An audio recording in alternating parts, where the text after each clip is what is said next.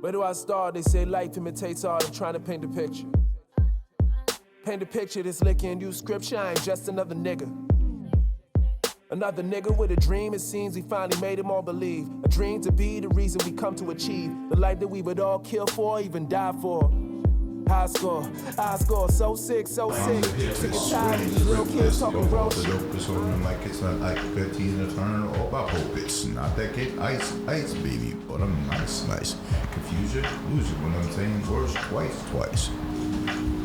Who has a good voice on the mic? That old star. Love the sound of your voice. Your voice is dope too. This is the No, you have timbre. You have serious timbre on your voice. It's smooth. It's Sade Smooth. I'm not even joking. Like, thank you. To me, like in the button. What makes Sade sexy? Like, she's a beautiful woman. Don't get me wrong. But she's not what people necessarily consider like classically beautiful. Right. What carries the way Sade carries herself as a woman. Queen is so ridiculous. And I used to be embarrassed to tell this story back in the day. Oh, here we go. But when I was 16 years old, I wrote 3 love letters to Helen Kola Sade that normally was Sade. And I used to be really embarrassed. You know, I was telling Why are you embarrassed? Did she ever write you back? No, here's the thing. No, of course she didn't write me back. But, you know, the third one I had to break up with her. The third one was to break up with her. You laugh. That's my word is bond. That's my word is bond. Like, I'm like, you're not carrying up your end of the bargain. Like, it's going to hurt me more than it hurts you. Like, my word is bond. I wrote that letter to her. You let her know. Dead serious.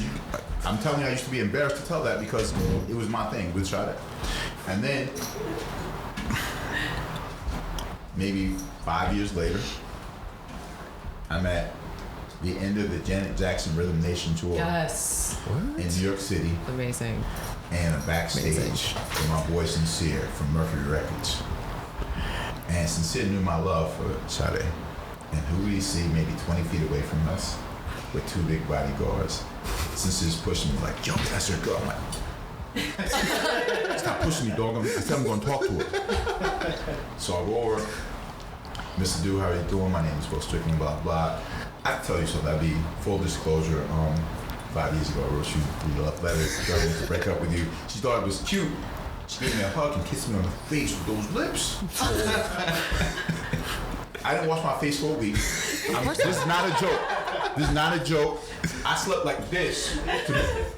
I'm preservation. I slept on my stomach like this for a week until I couldn't do it anymore.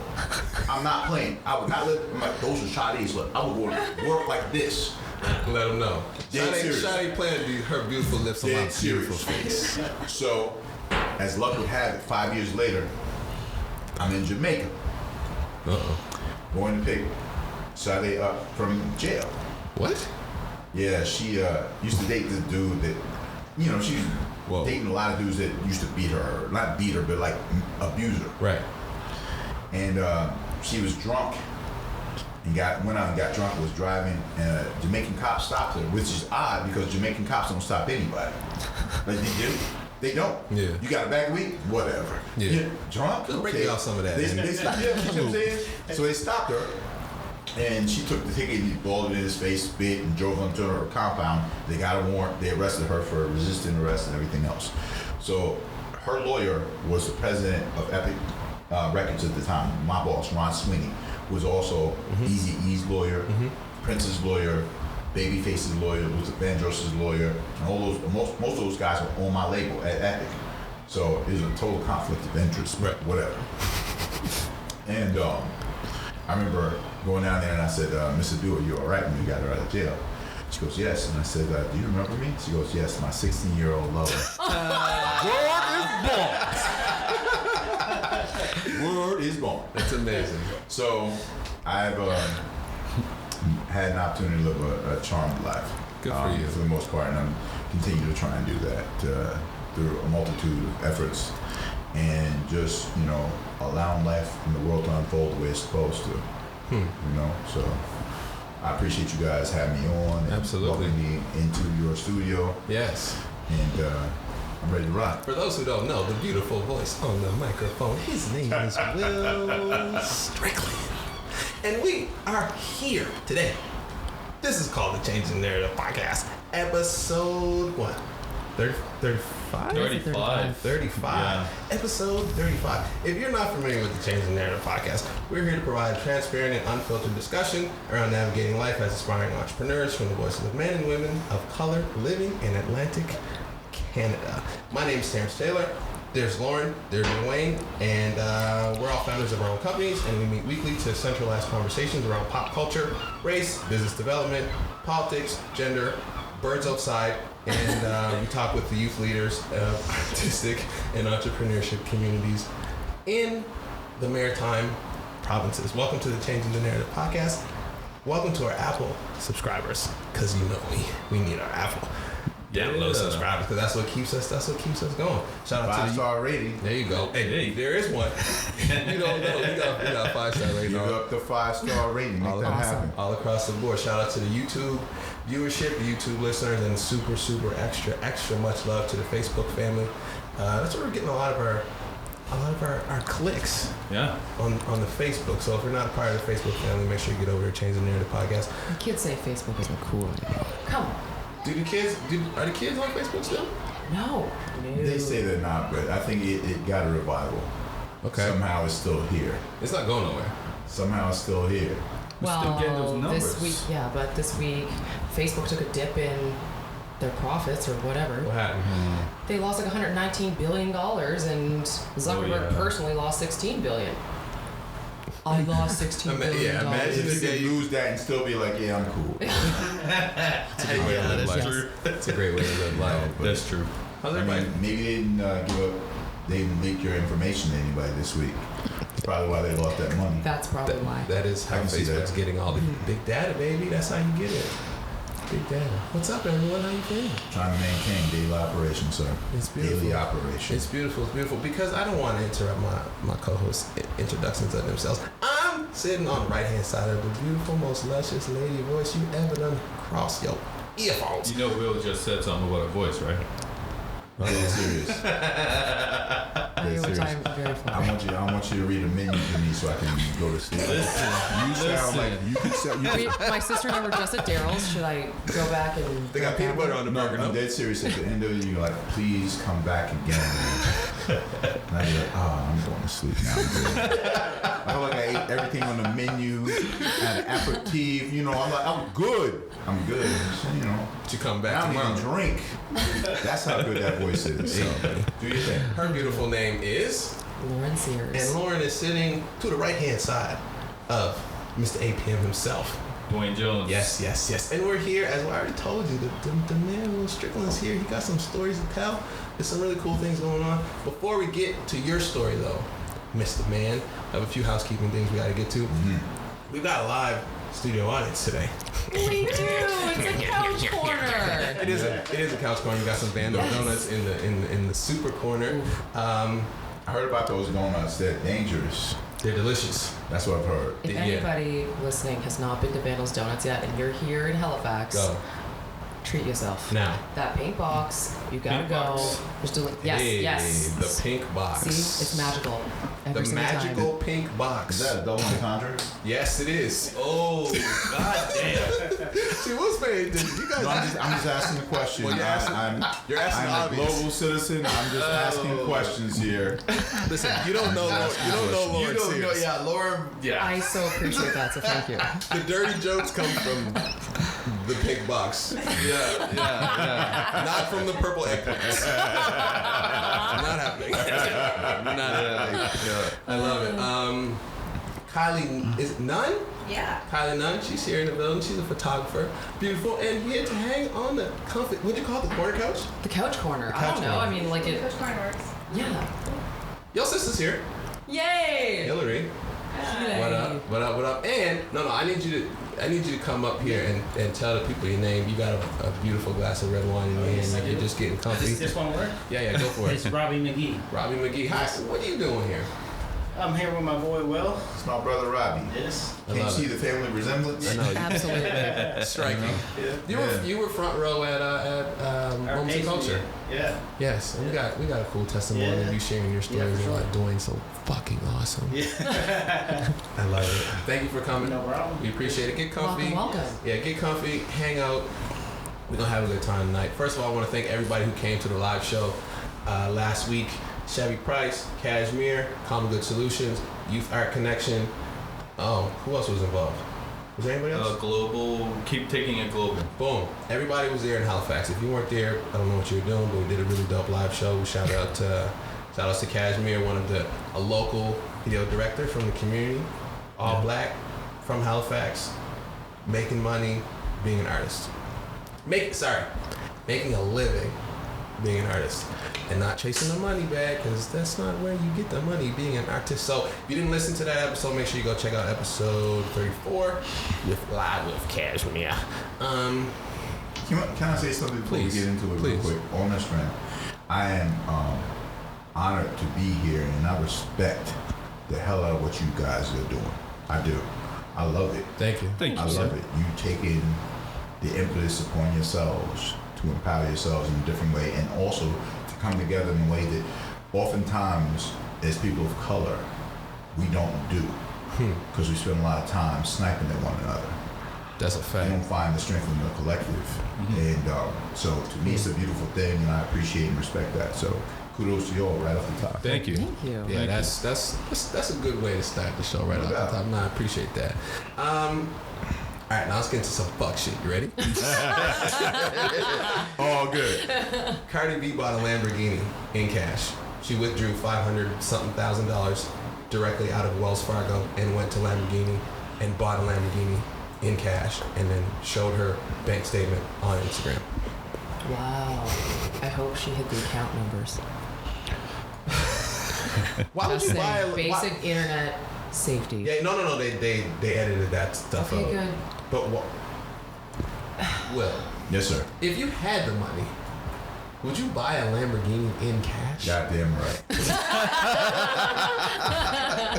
and though my story is not as heavy as Cardi B's, when I first got my first little basketball money, playing professionally, whatever, I walked into a Benz dealership in Houston, Texas, with $50,000 in my pocket, cash, Okay. and a straight up hard on. Yeah. I was walking in there like, Who sold let the me get car? this, A let me man get or a that. woman? It was a man. Okay. Love it. That would have been awkward if I tried to hide it. I wasn't really. You know what? You were trying to hide it. Even if You're it like, was a I know woman, why I I'd came have in definitely let her. Look, I'm here to buy something. What can we do? I love it. Right? But dead serious. It's funny that you brought. I didn't know about the Cardi B thing. So I was like 20 years old, 21 years old. And I walked to the Benz dealership, and they straight up asked me, "Do you want to finance?" Like I'm like, "Nah, I want to buy it and walk off today." I need this on it, I need that on it. And I was like feeling big. Right. Like I was feeling real strong. Yeah. So I gave them the money, get the car like an hour and a half later, they fed me and everything. The least they could do. As soon as I got the key, put the key in the ignition, the car said, "Dumbass, you just lost $15,000. What? You didn't believe me? Yeah. I couldn't hear you. Yeah. I couldn't hear you. Turn it in. Yeah, you heard me. $15,000. My word is bond. As soon as I drive it off, I come back 9 months later. I sell it back for like $37,300 because I was young and dumb with money, and I got a business manager at that time who was really more like my lawyer and a friend. Who told me if you can stick a key in it and it turns on, don't buy it. Yeah. It depreciates immediately. Yeah. And this is a lesson learned, and we'll get into lessons later because we're foreshadowing right now. Yes. See. Yes. Yeah. He knows what's That, going on. Yeah. You know, I learned maybe Cardi B has enough scratch that won't make a dent in her pockets. Right. You know, and it's an ego thing, it's a baller thing. But when I see her on broke later on, like 10 years from now, Right. Great at least she documentary. lived it the way she lived it, though. See, to me, I always find it funny when people try to adjudicate somebody else's pockets. Okay. Talk about Oh it. man, what is she gonna? I hope she doesn't end up broke. Like, dude, you've never had $100,000 in your life. You want to tell somebody with millions of dollars how to govern their money? Right. My man, you're my financial advisor. No, it's not gonna happen. So I see it on both sides of the coin. Yeah. Like Right. at one time, I want you to enjoy your life. But at the same time, when people go, oh man, I hope she doesn't end up broke. Yeah. Why? If she ends up broke, she lived it, she had it.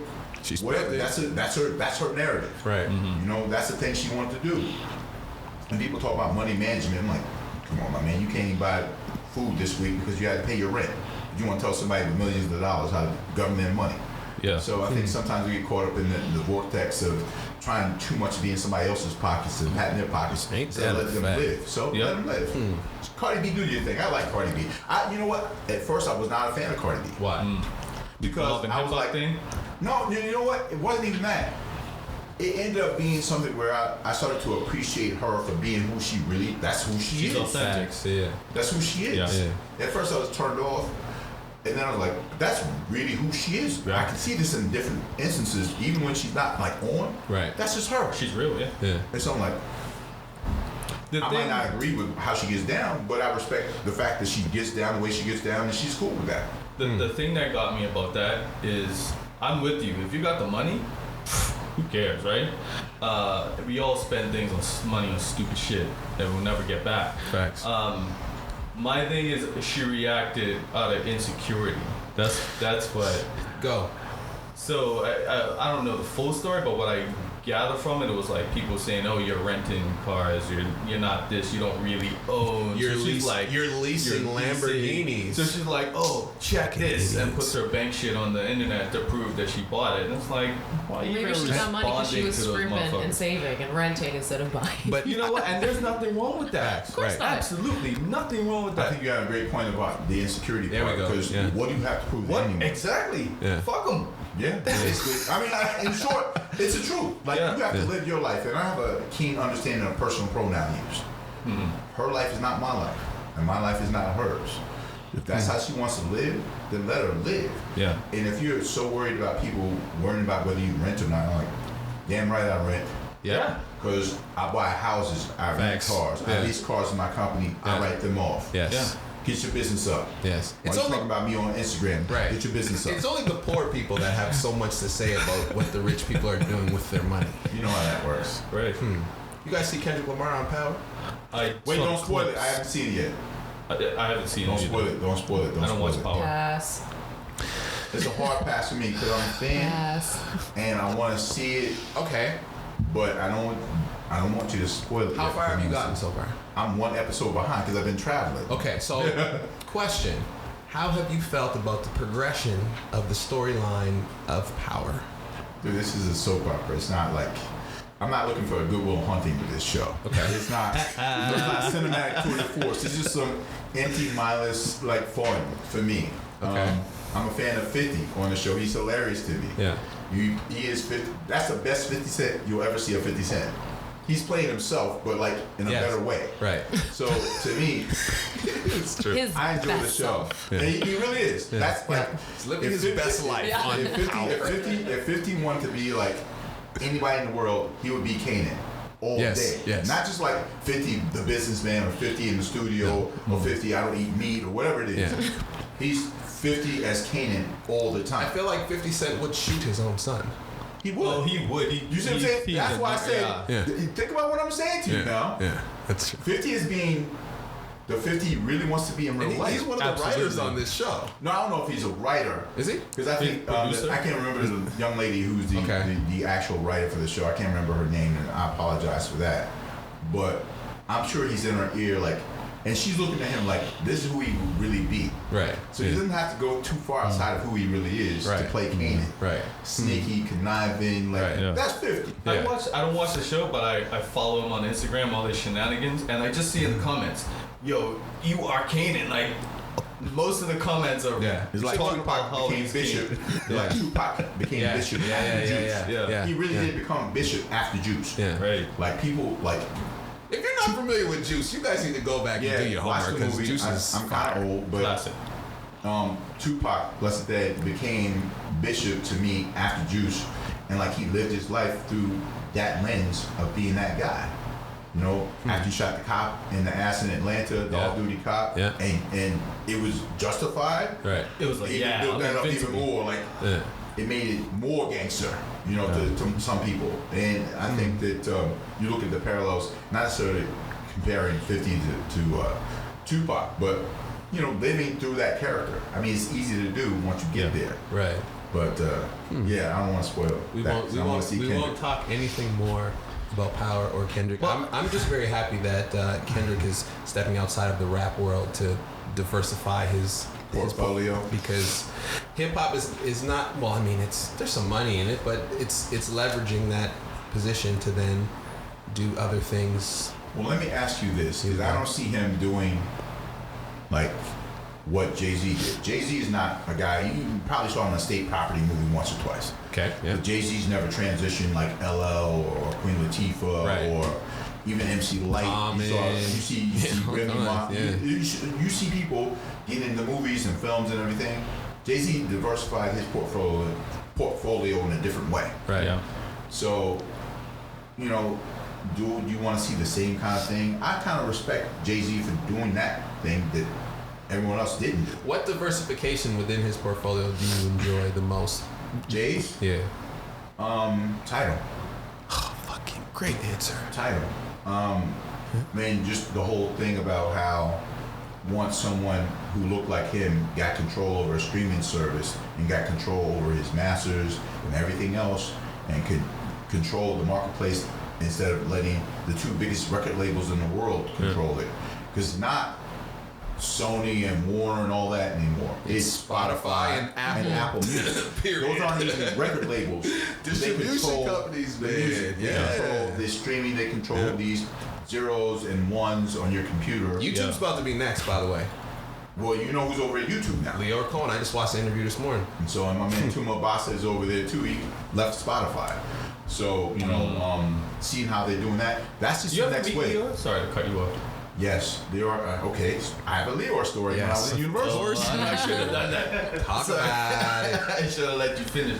In, I think, my junior year of university, I got offered a job to take over for this guy who was a regional for Def Jam at the time. Okay. It was going to pay $52,000, $52,500, which in Houston was like $200,000 in New York back in the 90s. And I was playing I was on the varsity basketball team at Rice, the Harvard of the South, Rice University. Okay. And I had to make a decision. I had a scholarship, and as a scholarship athlete, Division I NCAA scholarship athlete, you could not hold a job. Right? So I had to make a decision whether I was going to try and like hold on to that or take this job, which is an opportunity for me to go into Def Jam. Like, I was probably going to stay at Def Jam for life. Yeah. I wanted to be president. Kevin Lyles, a guy who used to be on a street team with me, ended up being president. Yeah. A guy who used to be at Def Jam, who sent me some of my first records, we'll get into that later, Robert Garcia, used to be at Def Jam. Yes. This was on a Monday. I told Lyor I need to talk to my people first. I can't believe we're having a Lyor Cohen story. Yeah, serious. It's amazing. Told Lyor, I need to talk to my people first. He knew what my situation was. He goes, okay, call you back on Thursday. Give me an answer then. He calls me back 11 a.m. on Thursday morning. He goes, so what's the answer? And as soon as I said, well, he hung up. No teasers over here, right? He hung up. He knew I wasn't ready. Right. Wow. He did the right thing. And that's the difference between being an executive like Lyor and, you know, he gets a rap or whatever, but I understand why he did what he did. My hesitation is the difference between being great and being, you know, not so great. And so I chose to stay in school, whatever, and chose another path, but I was still involved in the music industry. But I never forgot why he did what he did and when he did it. Is the indecisiveness? He just was That's like, right. As soon as he heard me go, well, and my son does that when he's about to lie, so I know he Yeah. Okay. So as soon as I said, well, it was a wrap. Right. And I didn't speak to him for almost 10 years after that. Dead serious. Wow. We didn't speak. You know, like, we ran into each other, but like in passing, we never really spoke about that situation. You move on. So. Interesting. Yeah. Thank you for sharing that. Absolutely. It's a great story. Actually, I think that's very valuable for our audience because we have a lot of artists who are like indecisive about what they want to do, and even like business owners, like just fucking choose a path and go down that path. I'm not a believer in going down the path. You're not? I like the Trailblaze instead of Pathfind. That's just me.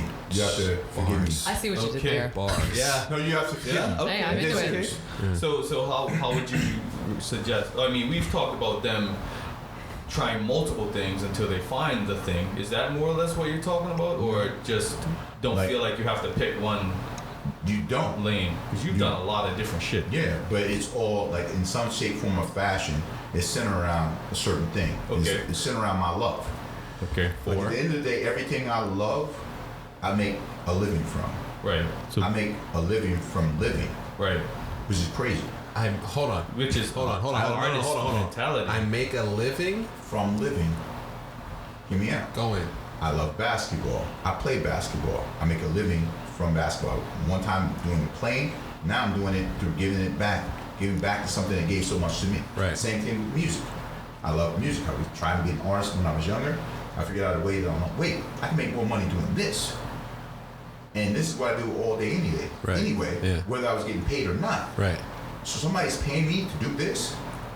Somebody pays me to talk on the radio about sports or talk on TV about sports. Yeah. Are you serious? Yeah. I sit at the park talking about the same stuff. Yeah. Cashmere made that very same point last week. She did. Yeah. I get paid to live. All right, I make a living by living. Right. And I think that's the highest form of elevation of love for yourself. Like you don't work for someone else, you work for yourself. And when it's not considered work, you're living. That's why Robbie's my family. When I come here, it's like, say less. You're like, Robbie, I'm coming, say less. Right.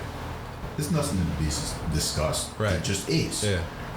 And we do this tournament, and I incur like a lot of this, as far as doing this tournament across the country, I won't go too deep into it, but it's on me.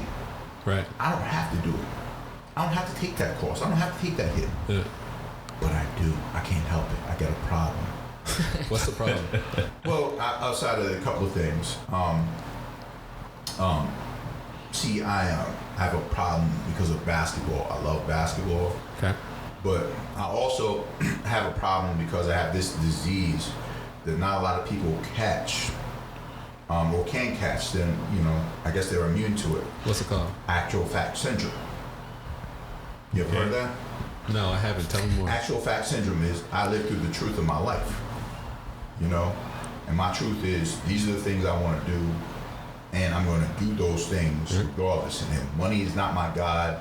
My feeling is my God. And somehow all these things, if you play with skill and you do it for love, good things manifest. Money is not your God. Feeling is your God.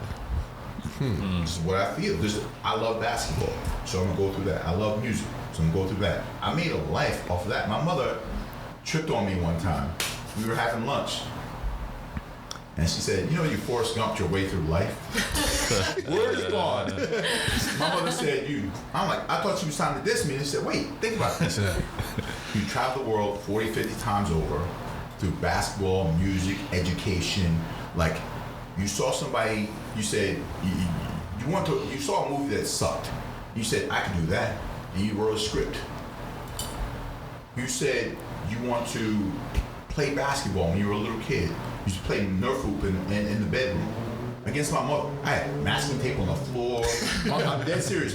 Over my bedroom door and over the closet door, hoops, playing there. When I broke the nets on my Nerf hoop, I had onion bags and tied with twist ties. Yeah. I was real with it. Yeah. I love it. The onion bag. And so it ended up being something that I ended up getting a scholarship as a result, even though I was an academic All-American. Like academics, I could have just done that and gone to school on my academics alone. Yeah. But athletics got me a little bit more money, Facts. a little more prestige. So living through that, like these are the things I loved. And she's like, yeah, education, like you created and taught the world's first university accredited course on hip hop culture. Why? Because I could. My grandmother had a 3rd grade education, my dude, but her intellective curve was top shelf. She said, if you can do what?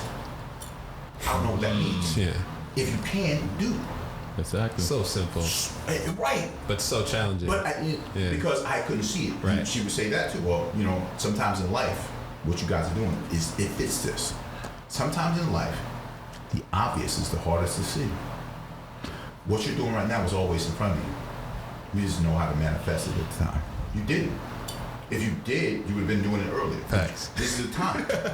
Yeah. You saw it, you saw the need for it, now you're doing it. But it was if you think about it, it was always there. Yeah.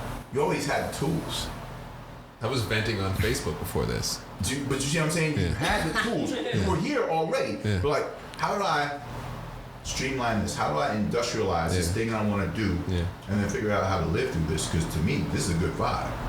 I feel this. So, Thank like you. I said, I appreciate you guys having me on the show. Yeah, I feel that too because I remember trying to figure out what I wanted to do and running away from it so hard, and it was always just right in front of my face, like art. That's my shit. Yeah. Why am I running away from it? Yeah, so you started putting it on shirts and shit. When you made that shirt for us, you didn't know me from anybody. No, I just was like, I fuck with the tournament. And it's like, But even before that, I'm saying like, even before I got here, we were Right. talking about making the shirt. yeah, Because you saw the thing about the tournament, and it's like, we started talking, and I'm like, for him to do that, like, you gravitate to certain energy. You gravitate to certain people for a reason.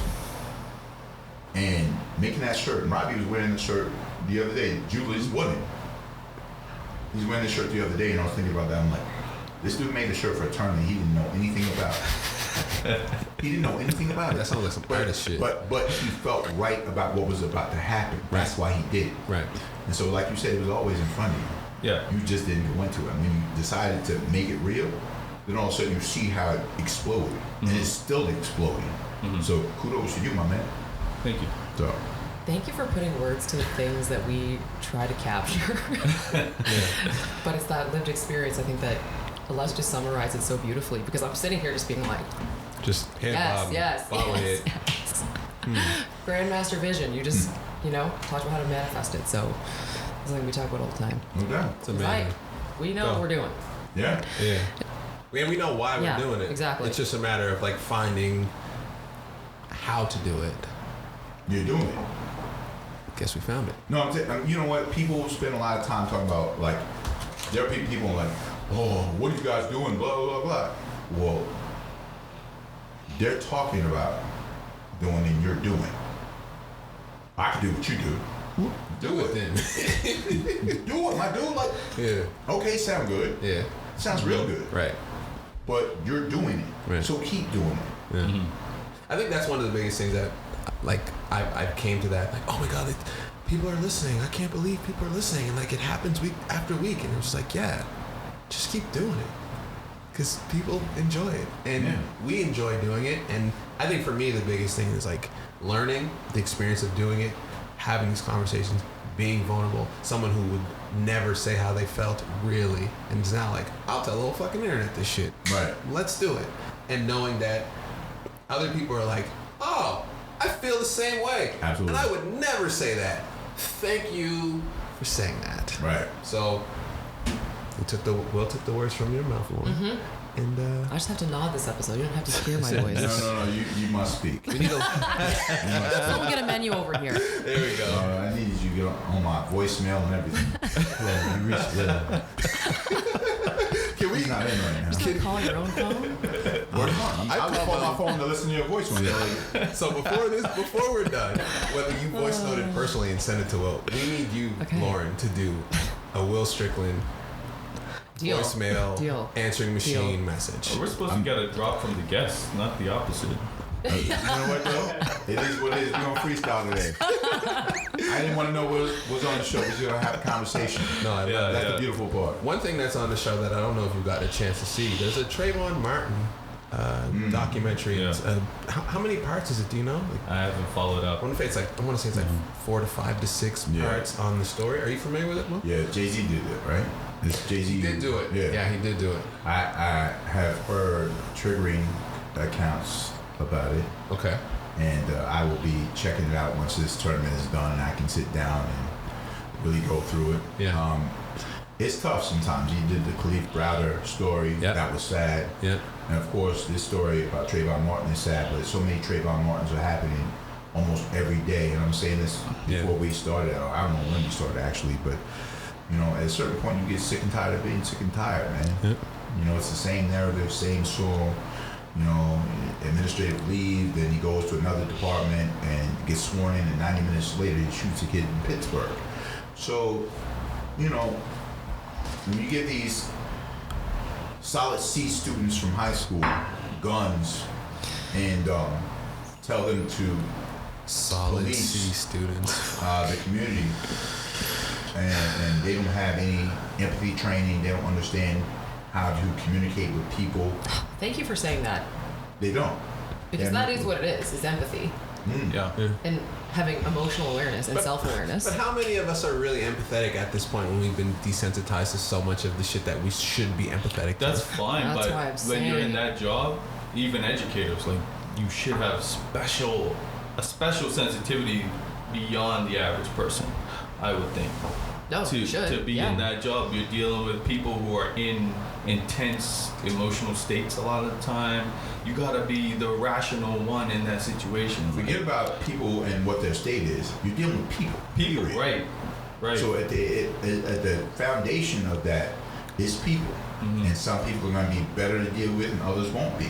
Right. Your job as someone who's been engendered with the role of enforcing law is to understand that the law is one thing, and there's something about being human too. Mm-hmm. And you know, human is not, oh, I need to save my life, or I was fearing for my life. Well, maybe you shouldn't have joined the force, my dude, because guess what? Every day your life is in jeopardy. Facts. You are a cop. Yeah.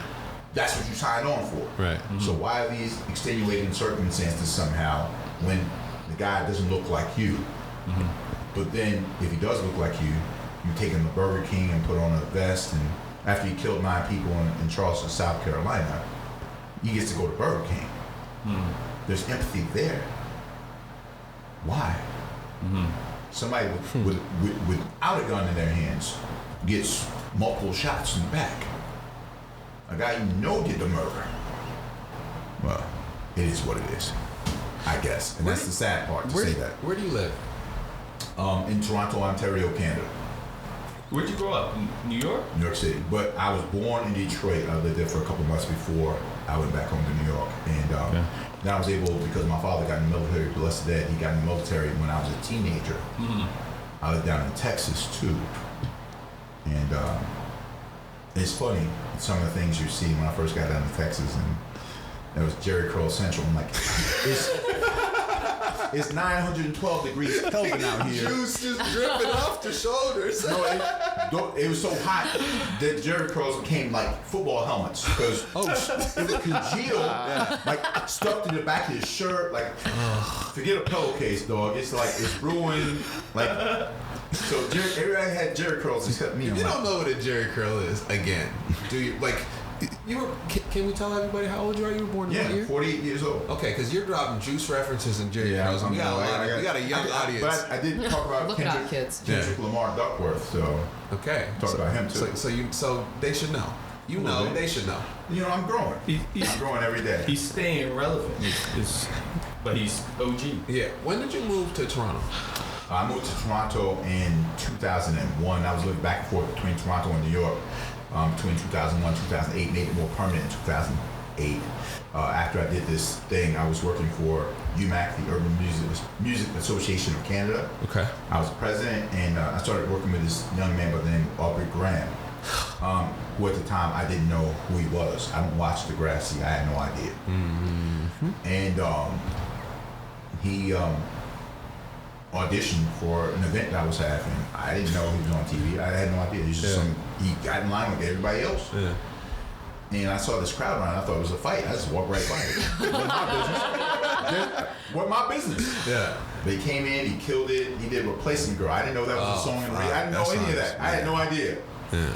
And I'm like, you made it to the final. Like, you know, he made it, whatever. And we have a really cool relationship. I don't call him like when I need favors or whatever. Yeah. But like I want him to come to my class, you know, and he hasn't done that yet, but his schedule got exponentially more busy. Yeah. Since that time in 2007. Listen, Aubrey. Get back to the people. No, he's good. He's good with it. No, don't get me wrong. Every time I see him, it's all love and respect. But if we can encourage Aubrey to get back to the people, we're gonna encourage Aubrey. We can do that. Yeah, okay. Yeah, go down. And I think, you know, I used to Aubrey, call if you're listening, Wheelchair Jimmy. Will Strickland. You know, we used to give it to him. No, he was cool about it, and he left me the longest voicemail message in the history of voicemail messages one time. How many minutes? Because I can't remember how long it was, but I'll put it like this. Actually, it was a text. I'm sorry. It was a text. And he was 4 minutes late for an audition. He apologized for being 4 minutes late for this audition. He didn't have to. Like, he owed me nothing. Yeah. And he sent that message. So I always remember that. And I think, you know, whatever people feel about him as an artist or a person, whatever. And we had, like, I teach this course on hip-hop culture still to this day. And we had a conversation about the Pusha T versus Drake battle. So heavy. And I explained to them who actually won the battle and why. Who won the battle and Yes. why? Will, please tell us. Drake won the battle.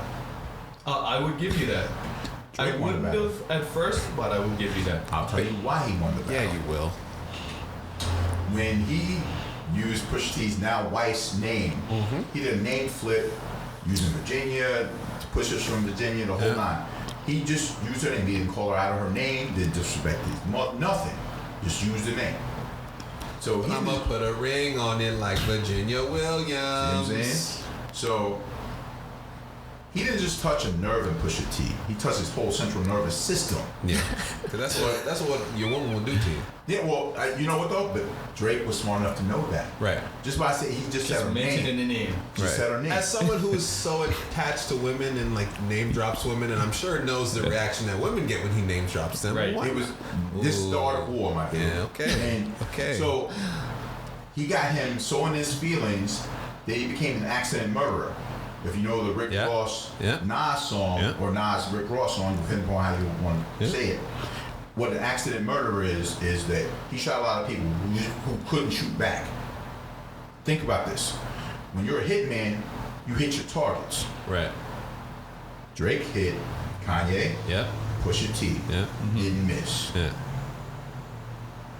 They can come back at Drake. Right.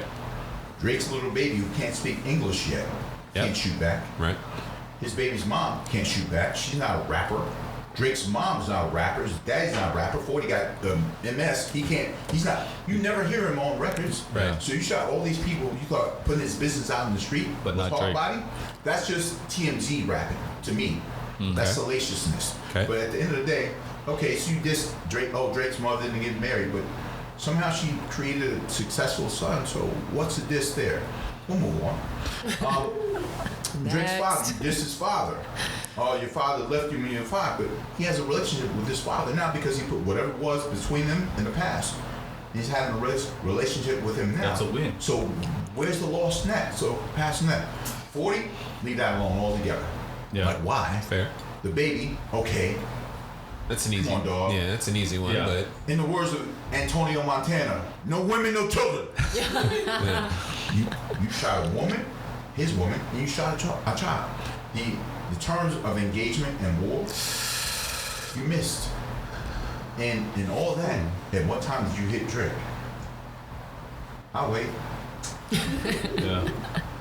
So when you look at it for what it is, like if you do it on emotion, This is a great take, by the Pusha way. T, It is a great take. Pusha T won on emotion on Right. TMZ. Right. Ooh, he put all On the this business in the retweets, street. I'm like, yeah. dog, But Drake out-rapped him.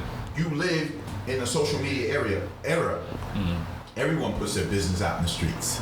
So, ooh, Drake has a son. Eminem Okay. 8 Mile Eminem 8 Mile style. Yeah. Let me call myself out. Now tell me something. Right. And you know, Drake actually acknowledged your perspective a little bit where he said, talking about my dad wears Steve Harvey suits, he dresses himself. Right. It's like, talk about me. Why are you Well, talking about my yeah, dad? you're doing everything else but hitting your target. Yeah. And so to me, in that, you can't win a battle battling people who won't battle back. That's like being in a fight against someone who won't punch back. Right. You might win by hitting them, but what'd you win? What did you really win? There was no competition. You shot at people who won't compete. So, and I like Pusha T, but he didn't win that battle. Yeah. And that's not emotion in play. That's, again, that disease I got. Remember what it's called? Actual facts. Actual fact syndrome. I'm first team. AFS. Listen, first team all common sense. Mess with me. Word to Steven Jackson. Mess with me. I love Steven Dead Jackson. serious. I love First Steven team Jackson. all common sense, my dude. Okay, so here's what we're gonna do. Yeah. Fuck our weekly updates. Yeah. Yeah, we ain't getting to them. Yeah. Nobody cares what we did because you're crushing. No, I do. No, I want to know. I want to know. I'm curious. Duane, what you I do? want to learn more. Okay, cool, fine. Duane, what you do this week?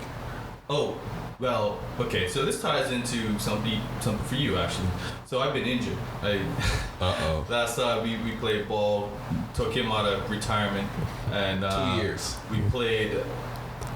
Noon hoops. I played against some young buck who's much stronger than me, trying to play actual defense, using an actual defensive That was stance. your biggest mistake. And he took out my leg and split my things apart, and I got it going. Things apart. Whoa. My legs. Okay. My legs. That must be the medical term. My things apart. I went to the doctor and said, "Yo, my things are apart right now, my dude." Like, What do we do now? How do we put my things back together? Go, Duane. So I the pride in me. I was limping on the court, kept playing, and I was like, and then guys started yelling at me for not playing well, and I was like, I don't feel anything. I'm just gonna tell myself I'm not in pain, and I did it and just played, started balling. Next day I was like, that was a mistake. Eventually I went to the doctor and I got a strained groin or whatever you want to call it, a pulled groin, something. things. Yeah, Injured thing. Yeah. And so I sat low. I played low for like 3 weeks. And this Tuesday came back. I was like, I'm starting to feel a little better. Oh, God. So, yeah. Did you stretch beforehand? I did. I did a lot of stretching. I stretched the night before, was doing some kicks and all that. So I was like, Duane, 1 a.m. You reached a certain age when you're stretching the night before. listen. That's how you know you want to play some yeah. ball. I learned 7 p.m. I on a need Thursday. I got preparation. hoops. You know, I have to do yoga. Like, I gotta be ready, right? Well, Duane is smart because we do not tolerate losers in this family. Yeah, so, you know. This is what I was saying. Not within the Grandmaster base. Lauren already said she don't pick losers, bro. I'm not showing up. I'm not showing up to play and be like, oh, you know, I don't know how my body's gonna react. So I told everybody, I'm injured. You know, take this one. I was balling, fucking balling. So that's why I'm like, I might see if I can come out to Full Court 21 this Saturday. Even if you don't play, you know the deal. Yes. It's a family thing. Yes. So yeah, so that was my big weekly update. Just I'm happy I can play again. Good. Yeah. Good. Lauren, what about you? What you do this week? Well, if we're going Thursday to Thursday, Jeez. P4G had a meeting with Andy Fillmore at his I request. see you guys posting all type of pictures of him and shit. Yeah. So Who's Andy Fillmore, by the way, I was for just those who saying, don't Andy know? Fillmore's our local MP. Okay. And he's always out and about. He's usually on Parliament Hill, talking about stuff. And yeah, he reached out to us. Nice. And stupidly, we didn't ask him how he found us or why what prompted you? Was it our Why Here campaign? Was it something else you saw? Did you go to an event? Yeah. Whatever. Anyways, we'll get that later. But the beautiful thing is you got Andy Fillmore on like in the team, so you can be like, yo, my G Andy. Like, what do you call us? You can do that whenever you want now. Well, yeah. Yeah, you win. I guess. You win. Yeah, no, it was win. good. You win. But no, he was really excited to meet us, and as you know, Bradley and Thompson and I can be quite fired up in a room together and just kind of telling our story. And he just asked, "Why did you start this? Like, what are you doing?" And we're like, "We are going to repopulate Atlantic Canada, give young people, young fired up people, meaningful work, and give employers a succession plan that actually matters." So that was that. Did some more work on corrections with Common Good Solutions. I met a couple of younger people today. Not today. One today? Oh my God, what day is it? Thursday. A couple of them this week that were just looking to get into social entrepreneurship. They're not even out of school yet. And they're like, I straight up don't even want to be in school. So when can we, start a business? So that was pretty awesome. How old are these humans? Oh my God, they're so, well, Alfred is one of them. Yeah. Shout out to Alfred Burgess. Yo, like, I'll shut the whole show down to let everybody know that AB is my guy. I love Alfred. I love what he's doing. Young Guyanese man. Yeah. Incredible dude. He doesn't need to go to school. I'm gonna tell him, hurt and finish so we can go do some fun stuff, please. What's he, 20? He's 21. Alfred's 21. He's a baby, bro. Yeah, he's 21. He's a baby. Maybe 22. He's a fucking baby. Seriously. I don't even know. See, that just makes me mad. I wish you would have started Yes, earlier, right? because that's my whole thing. But Will made a great point it's earlier timing, about time is, you know, like the time is the time. Yeah. The time is right. You can't make it happen sooner than it's supposed to happen. Yeah. You're gonna be there when you're ready to do it. Young AB, bro. He's Keep freaking doing ready your to do thing, it. Pop. So he's already meeting with lots of, you know, business leaders around Halifax and beyond, and on boards and I actually on love projects and doing Alfred. this. Sorry, I keep interrupting you. He knows everybody. No. Because what Alfred is like if Alfred was Instagram in human life form, Yeah, he's that's that, exactly. bro. Like He's the one who set up the Andy Hines thing. Oh, fuck, Salita's not here, so yeah. he set up Andy Hines. He between him and Pete set up the what's it called event that happened with Cashmere. Like Alfred was Right. a part of He's that the too. connector. Like, He's the connector. That guy's network at 21 is ridiculous. Yeah, I'm loving ridiculous. this black this Nova And a Scotia black basketball business player. success. Oh, it's awesome. It's just Nova Scotia black excellence. I I'm getting appreciate it. Alfred's number or Alfred number. Yeah, you need Alfred. to, you need to yeah. connect with him. Yo, Alfred, Great guy. Will Alfred. No doubt. We gonna hook y'all up. That's factual. Intro. You guys make factual. some magic. That's factual. That's your whole week. Well, no, the last thing I wanted to mention was that I had a really awesome conversation with a guy named Sheldon in BC, and he started a service, I guess, to help connect volunteers with volunteer opportunities and allow businesses to start to showcase all the good that they're doing outside of just being business people. And he built this platform. It's called Do Some Good. You guys should really go check it out. You can download the app on your phone. You can start to connect with all the organizations that you like. What's but it you called? can also What's it called? do some good. Okay. Yeah, so he's got big plans for it, but you know when you connect with someone and you're so on the same page about a lot of things. Oh, like we And- met. Yeah. Seriously. That's exactly what happened. We Yeah, met. seriously. It was like all of a sudden you just have all these things in common. You're all trying to accomplish all the same things. So, Sheldon, we're gonna do some cool shit because that platform, the technology he's built, can be applied to a much broader spectrum of businesses and really be a platform that can connect people to understand who's social washing and who's not, who's legit, who's not. Right. But if CGS, as an example, had a profile and Do Some Good, you could talk about the number of dollars you've donated back to communities, any charities or nonprofits that you donate to. How many can jobs like, did you create? how many jobs, Shit. and what was the other one? Like how many volunteer hours. So if you were a young person looking for a job and you knew that all of these companies had their profiles and it mattered to you to give back, Right. well, now who's going to win, Right. right? So we were kind of talking about how a lot of the features could be tweaked and changed and sort of evolved to really serve that purpose. But people that are doing good in the world deserve more. I like it. You know, consumers care, employees care. So yeah, it's pretty cool. Dope. It's So- amazing, yo. That's great. What did I do this week? We're finishing up steps with startup. I'm in my CGS bag right now and like really figuring out how to balance having a day job Yeah, welcome to the club. and being a young professional with a freelance business. And 30 hours a week racks up quick. Yeah. And when you don't have that 30 hours a week to do what you typically would be doing with those 30 hours a week, you notice those 30 hours are gone. So it's a matter of, okay, I have this job, which is quote unquote job that's doing what I want to be doing, but it's taking away from the free time that I typically would be spending just being a young, free, creative person.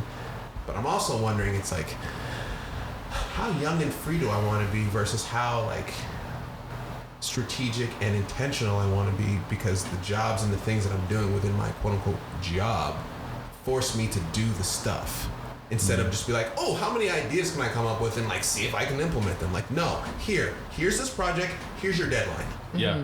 It's due now, and we'll see if you're about what you say you're about. Basically, yeah. So for me, I'm at the point where I'm like, okay, like this whole like lack of freedom and like lack of flexibility thing isn't necessarily a bad thing. As someone who played sports my whole life, I was saying, you're and getting is- the discipline reps. is Yeah. used to practice, is Disciplined used reps. to work, waking up at this hour, doing this from this time to this time. I'm like, oh, this having a job thing after being a freelancer for 3 years is like being an athlete again, like being in a Totally. place where you have it, like you have to be held accountable for the things that you do.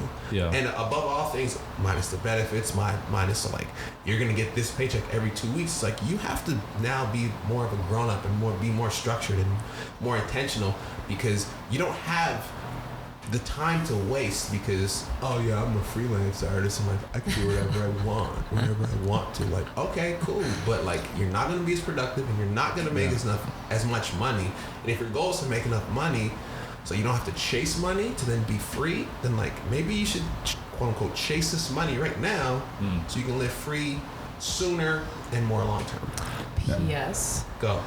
Did Dave talk to you before you left today? Oh God, about what?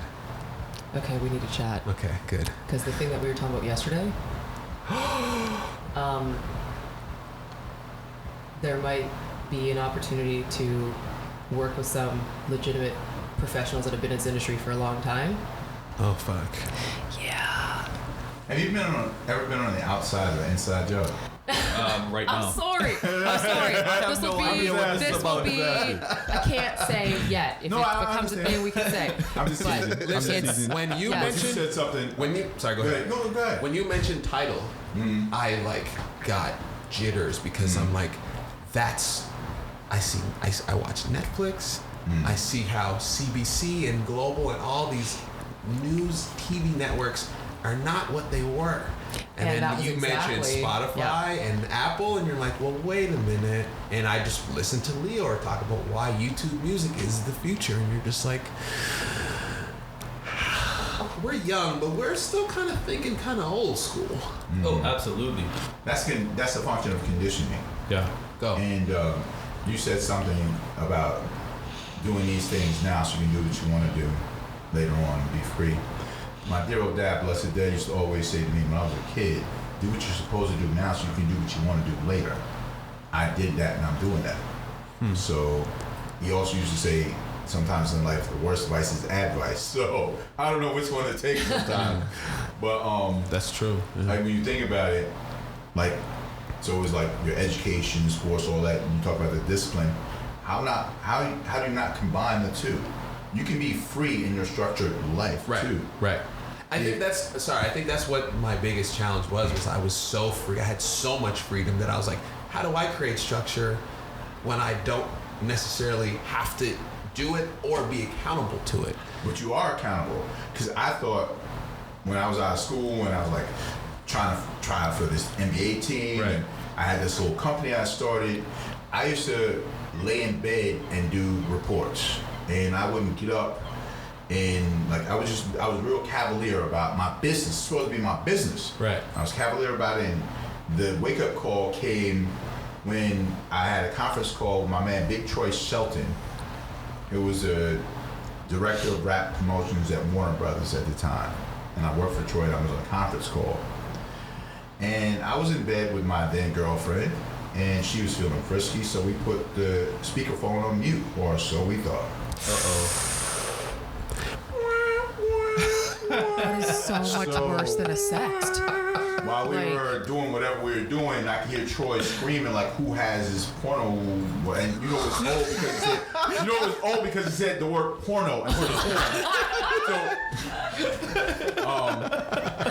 And he was mad. So he goes, "Everybody hang up." And the last person to hang up, because I wasn't really totally paying attention to the call, was me. So it was me. Of course it was. And he called me back. He was about to fire me and cuss me out. And I'm like, Oh my God. I'm gonna lose my job doing something. I could have been doing this before, after, whatever. I'm trying to be like I said, I was very cavalier with it. Right. But when you're in the moment, Yeah, but you know, sometimes it takes you. I get being in the throes, but if it's threatening, the church have money, I can't mess with the church's money. No. So you cannot. I had done that to myself, and after that, I have to treat what I'm doing, even if I am freelancing, like it is a job. Facts. So I would get up, go and work out, come back, take a shower, go into my office that I had in my house, be in my office. When it came time to have lunch, I wouldn't sit on the couch. I'd sit at the counter in my kitchen and maybe watch TV and for like 10, 15 minutes, eat my food, then go sit on the couch, close my eyes, spend 30 minutes just sitting there. And then go back to work. And literally use it like work. And once I got disciplined, it changed my strata. Right. My attitude changed my altitude. You get what I'm saying? Yeah.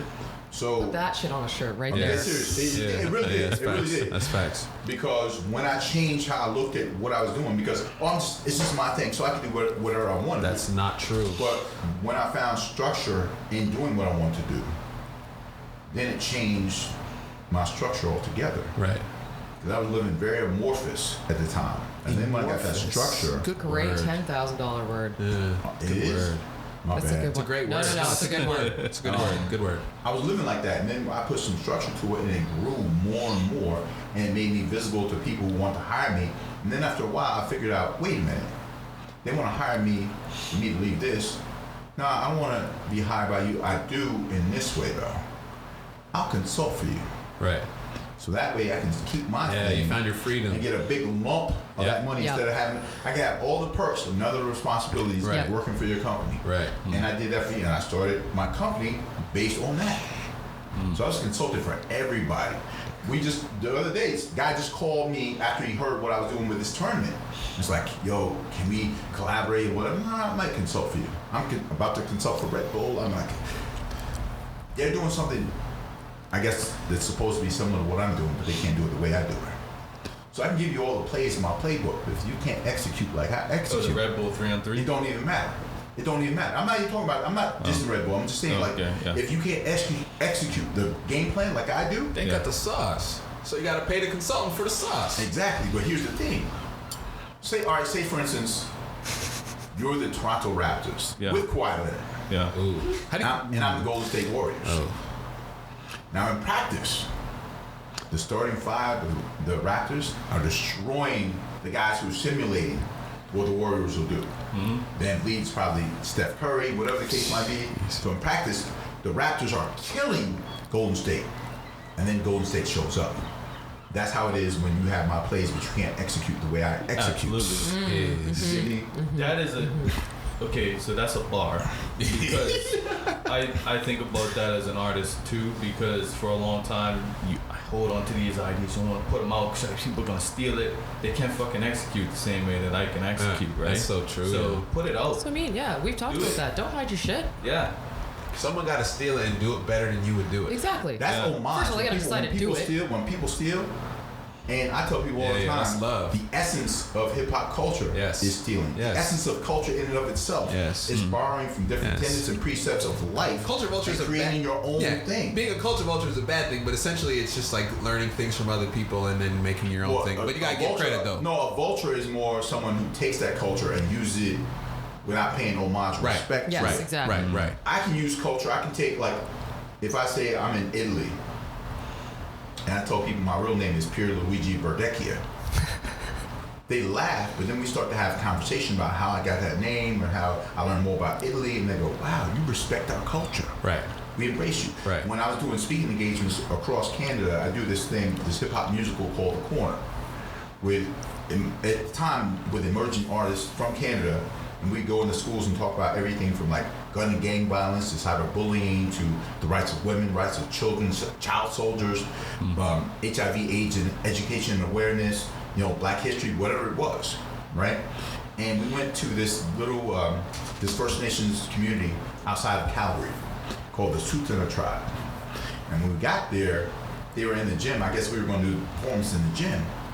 And their gym had a little stage on, whatever, and I see all these placards around the room that have like their language and then the English equivalent of that word. Yeah. So I'm shooting with this one kid, and I'm like, my man, tell me how you say that. How you say that? So he said it to me like 30 times. He goes, but if you say it this way, it's totally different. I'm like, he's about to play me. I'm from a whole different place, dog. I'm cut from a different cloth. I got a whole different tailor. Yeah. So I have to think about that. I like it. So I go, I like and I that. ask 3 other kids randomly, how do you say that? And they said it the right way. I'm like, oh, cool. So in the corner, when I come on stage, I play the lead character. I'm Will the Barber, which Barbito used to be Barbito the Barber. That was one of his nicknames. Right. So I used the same inflection, and I said, I come out on stage, and it's like a corner, right? I'm sitting on a bench, newspaper stand next to me. I have the paper, and I cover my face, and then I look out into the crowd. Like I'm reading the paper, oblivious to the crowd at first. Then when I pull the paper down to people's eyebrow, like The Rock, pull it in, like, Yeah. what are y'all doing on my corner? What are you doing on my block? Well, welcome. My name is Will the Barber, whatever. But because I'm in their place, I say, instead of saying, what's up, I go, nada nas tanada, and they lose their damn minds. That's so awesome. One word, one phrase. At the end of it, an elder from their tribe and a couple of youth leaders came up to me and they said, we thank you for coming out. We don't get a whole lot of stuff out here like this, especially from people who don't look like us.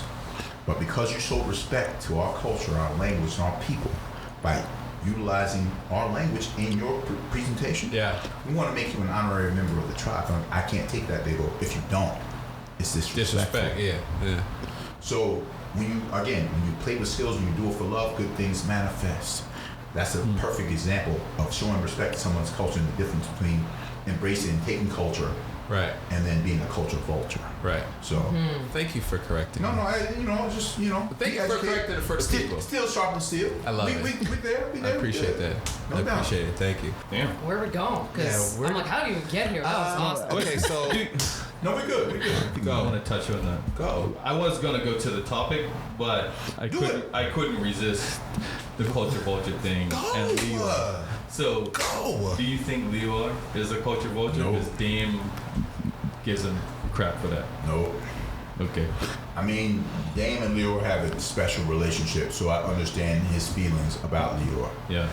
And there are always people. You can look at all kinds of people. You call is Eminem a cultural vulture? No, not to me.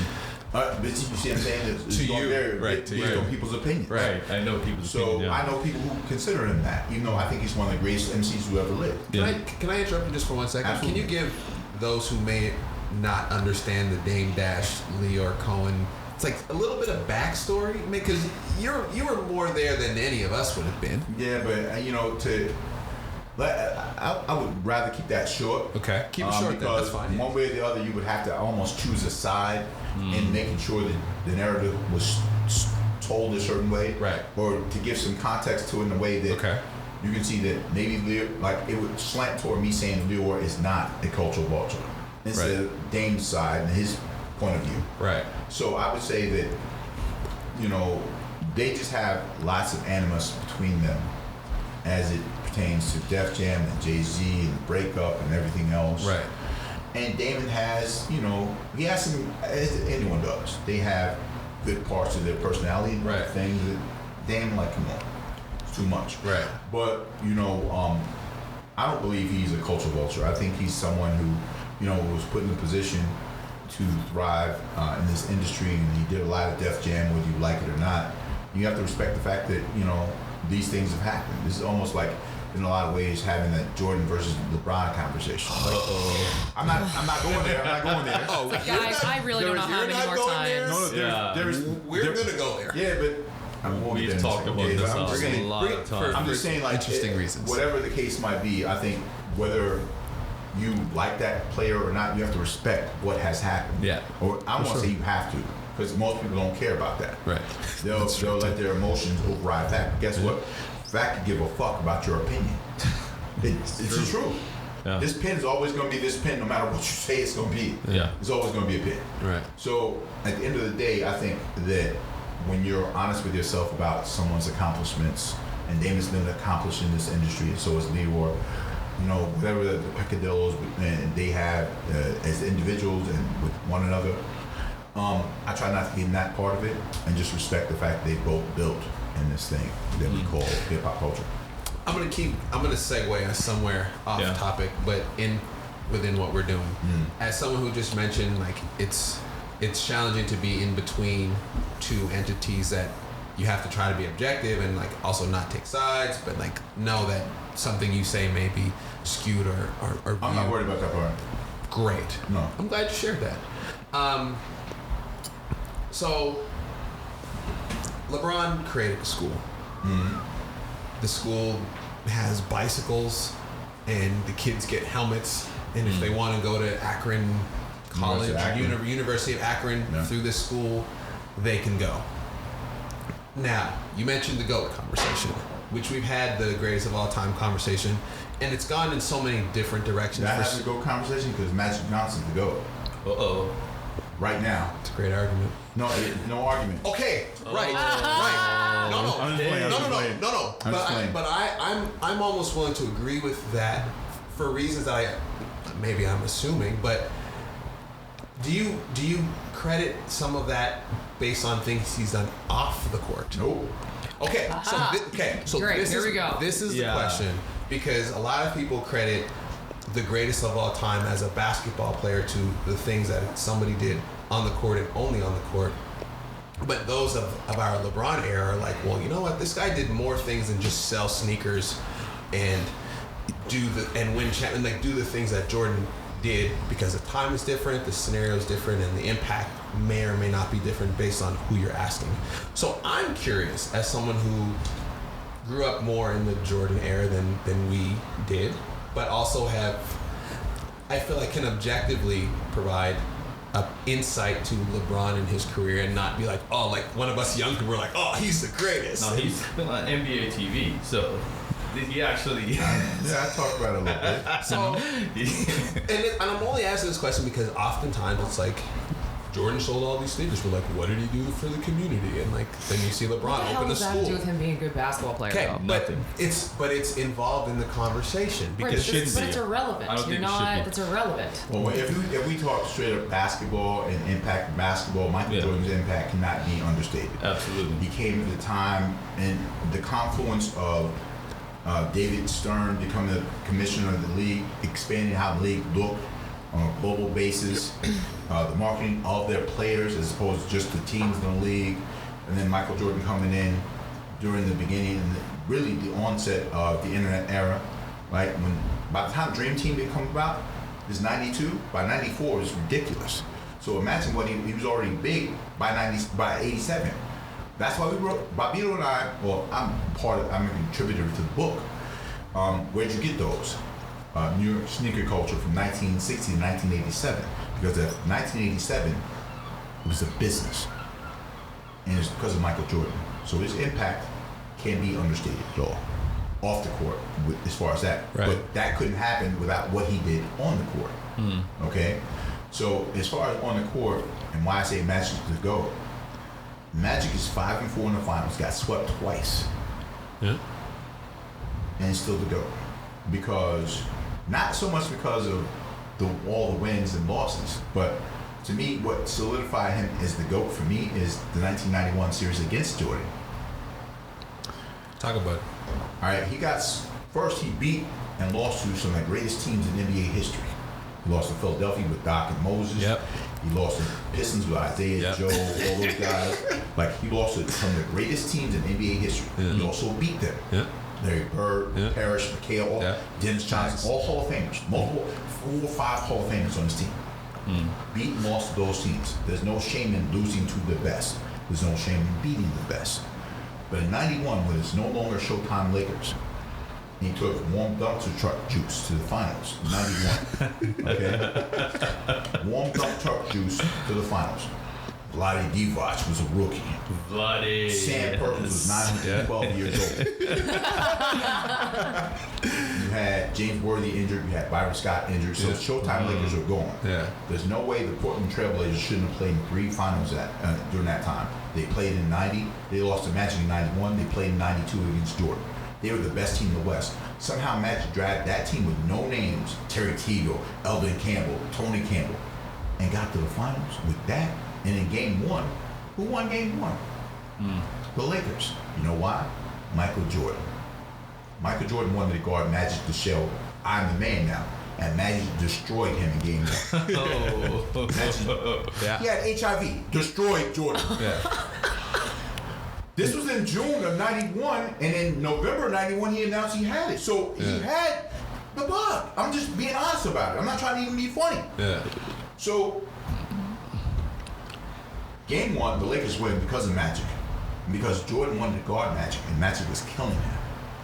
So Phil Jackson, if he let Michael Jordan's ego get in Yeah, the I way, was gonna say ego. they might have lost. They never totally That's solidified. very Right. important. Yeah. But they to note. switched Scottie Pippen onto Magic Johnson, longer, Ranger defender, Yeah. who wasn't concentrating on beating Magic Johnson. He was Yeah. concentrating on what he can do for his team. Right. And they went for a string. But again, context is everything. All they see is, oh, he beat Magic Johnson. Yeah, he did. But pay attention to the narrative as a whole. Michael Jordan won when he could win. I don't knock him for winning when he could win. But what's your favorite drink? You guys, I heard you guys asking about whose favorite drink was what, whatever. What's your favorite drink? Dark and stormy. I don't even know what that is. What the hell is that? It's rum and ginger. Okay. Black rum from Bermuda specifically. Black rum and ginger. Okay. It's like ginger ale? Ginger beer. Oh, ginger beer? Okay. Yeah. So take that black rum and you put milk in that. Why?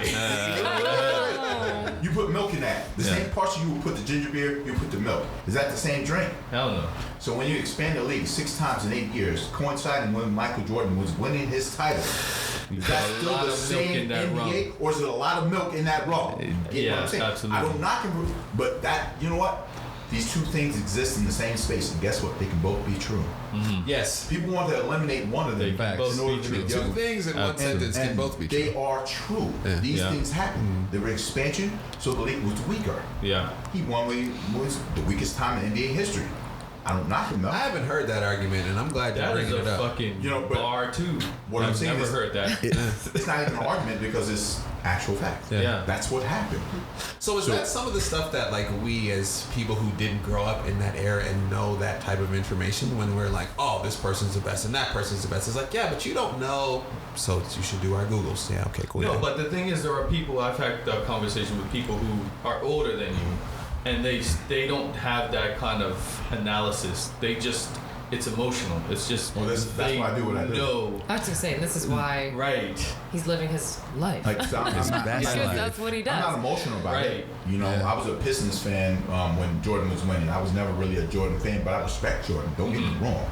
He's top 2-3 players in the history of the game.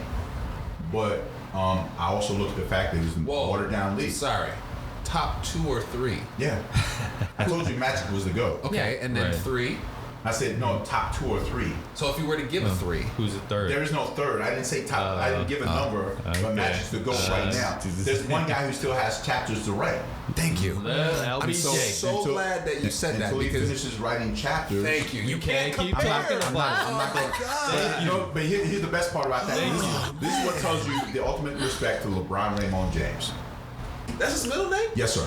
Shit, I thought I was a fan. I didn't So- know I that. didn't learn today. Thanks. And the thing that told me everything I needed to know about this whole conversation, because nobody really talked about the GOAT before LeBron came along.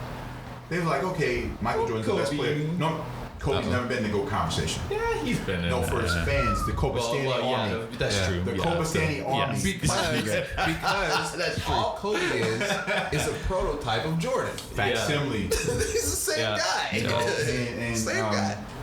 You know, you gotta give that publishing for that copyright, and you know, you're not doing it. And what I'm saying is like the GOAT conversation really never came up like to this degree. And I know we live in a more social era where these things come up. Right. Maybe it didn't happen before social media, but we weren't aware of it as we are now. LeBron had played in 4 NBA finals. After he won his second title, they started to have that conversation about LeBron. LeBron was 2-2 in the finals, I think, if I'm not mistaken, at that time, because he had lost in San Antonio. 2007, he lost in 2011, but then he won 2 in a row. Yeah. So he's 2-2 in the finals, and they were already saying who's the GOAT between Michael Jordan, who was 6-0 in the finals, and LeBron James, who was 2-2 in the finals. Right. They were having that conversation, and the man was 2-2, and he was what at the time? He wasn't even 30 yet. Yeah. The fact that they started having that conversation tells you everything you need to know about how great LeBron James is. Right. True. So when you start having that conversation, he hasn't even finished the chapters. It's a great Create a lot of insecurity with people who have a lot of YouTube nostalgia And that's the best. That's the and best sneaker word. and Yes. sneaker love. That's all this is. Because most of them never saw Jordan. They didn't see the 9 They never they saw buy Jordan the play. retros at fucking They Foot don't Locker. They don't know in the first 7 years of his career that, you know, he got swept a couple of times of Boston Celtics. They don't talk about those things. He won the finals. I admire that. He's undefeated in the finals. I do. But these things are true as well. And so, to me, what sets him apart, and if you said, okay, you have to choose who's the GOAT. Gun in the head with LeBron right now, if somebody said you have to choose, I'd say LeBron. Why? In 2016, down Talk 3-1 in about the that shit. finals. Talk about that shit. Never happened before, and I Talk remember about his it. press conference. He Talk goes, about look, it. people are gonna say whatever they want to say about my record. I'm still gonna go home and enjoy my family. I'm gonna live my There life. you go. I'm gonna be me. And I'm gonna come back next year and I'm gonna compete again because I'm here to compete. And then what happened? But you know what?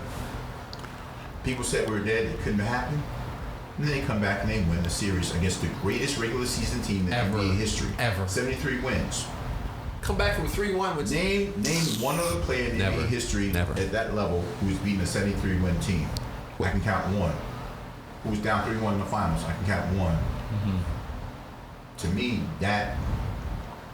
And then you see the chapters. If you look at the teams he lost to in the NBA, outside of Dallas, and Dallas wasn't bad. They had Hall of Famers on that team. Yes. They said Jason Kidd was old, but Jason Kidd is still a Hall of Famer. Jason Kidd.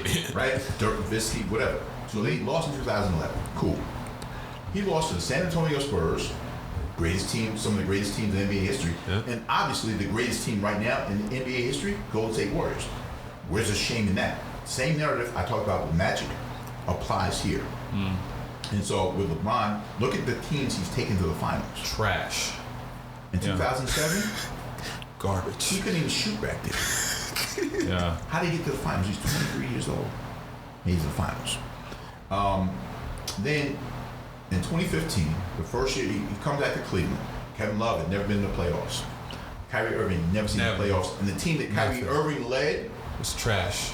Was the worst team in the NBA over the 4 years LeBron was gone. The worst team, record-wise, was the worst team in the league. Yep. Kyrie Irving wanted to run his own team. Facts. I'll leave that there for the moment. Yeah, don't go there. We don't need to. So he comes back, takes two guys who've never been in the playoffs before, had a losing record, and takes them to the finals immediately. Yeah. Yeah. What do you want to say about the man? You can't. The facts are there. Yeah. All of a sudden, the East is weak now. Okay. Now the East is weak when LeBron comes back to Cleveland and takes them to the finals after they were the worst team in the league. He takes them to the finals 3 years in a row. I love and objectivity. in 2015, I love it. Ken Love gets injured in his very first playoff game. Kelly Olynyk. Shout out to Canada. Yes. Injures them in the first game. Kyrie Irving gets injured at the end of the first game of the NBA Finals. And the 67-win Warriors look like they're going to do it easily. But somehow, someway, LeBron James has them up 2-1 on the 67-win Warriors. And the second best player on that team, no Kyrie, no Kevin Love, was who? If you can tell me, from 2015. I don't know, because don't say Channing Frye or some shit. He wasn't on the team then. Who do you think? Don't say J.R. Smith. No. Yeah, I don't even know. Not Because Earl it was Joseph Jr.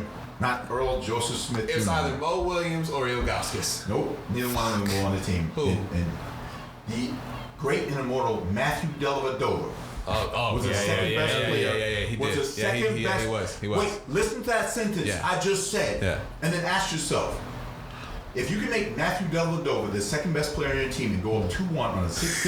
no one's even talking about him anymore. Exactly. Thank you. Because what has he done since he left Cleveland? Nothing. Again, the facts bear themselves out. Yeah. In 2017, or after he win in 2016, after being down 3-1, Draymond Green doesn't leave the parking lot of Oracle for his own phone crying to Kevin Durant, the second best player on the planet. Come help us beat the 32-year-old LeBron James. We just lost. We're a 73-win team. And we just beat y'all. And yeah, exactly. And they were up 3-1 against them. So Kevin Durant comes there, and they beat them 4 games, still won. And it doesn't matter. Because look at what you have to do to beat LeBron. Right, that's what I always say. The record doesn't matter. If you look at it those matters. optics. Don't get me wrong, it matters. But look at those but optics. No, it does matter. He's 3-6 in the finals. That's real.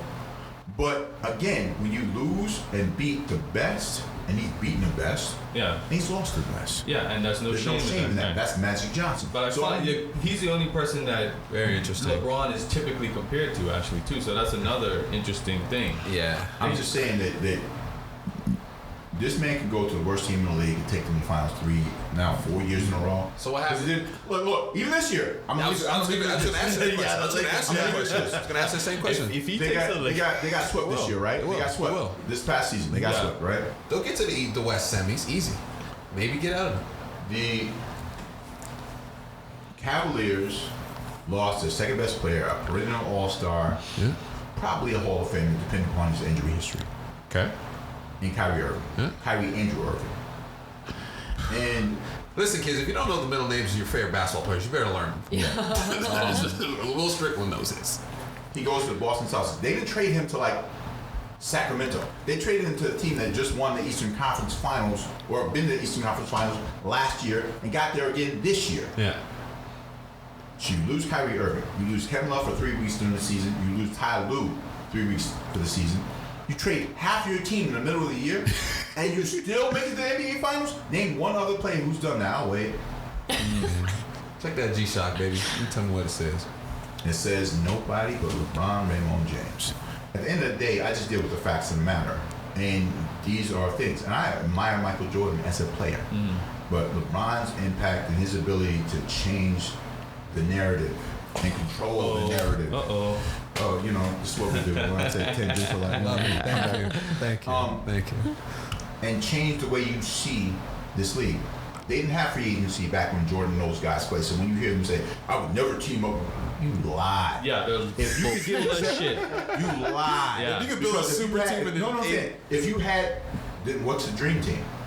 Facts. If you wouldn't play with them, why'd you play on the dream team? Oh, but again, don't let me put that up. You don't because, have to. you know, Yeah. oh, well, that's different. You sound like Red from Fridays. Oh, that was different. No, dog. It's the same. Yeah. It's the same. Yeah. But okay, whatever. Because it wasn't the NBA. It was NBA players, my dude. But whatever. I get what you're saying. If they had free agency where they could move like this and had the $24 billion contract for TV, you cap space with this, and you can move where you want to get the biggest contract, oh yeah, they would do it. And you I don't know know why they lie. Yeah. Magic Johnson. And you go signed somewhere the in war, but of Yeah. course you would. Magic Johnson signed a 25-year, $25 million contract when he got signed by the Lakers. He thought that was the greatest contract ever. Jerry Buss played him. He saw what Larry Bird made in a short period of time. And wait up, I got to renegotiate. So you're telling me they wouldn't? Come on, man. 25 years. Stop playing. He thought, whoa, $1 million a year. He was all gassed up. Yeah. Then Larry Bird got a 3-year, like 80. Back then it wasn't that much. So it was like a $10, $12 million contract. Yeah. I need that. Right. Why can't I get that?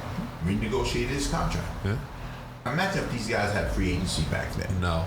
But they did. They were beholden to their team. So when they say, oh, Jordan never left. but you know what that is? How many times did Jordan threaten to leave?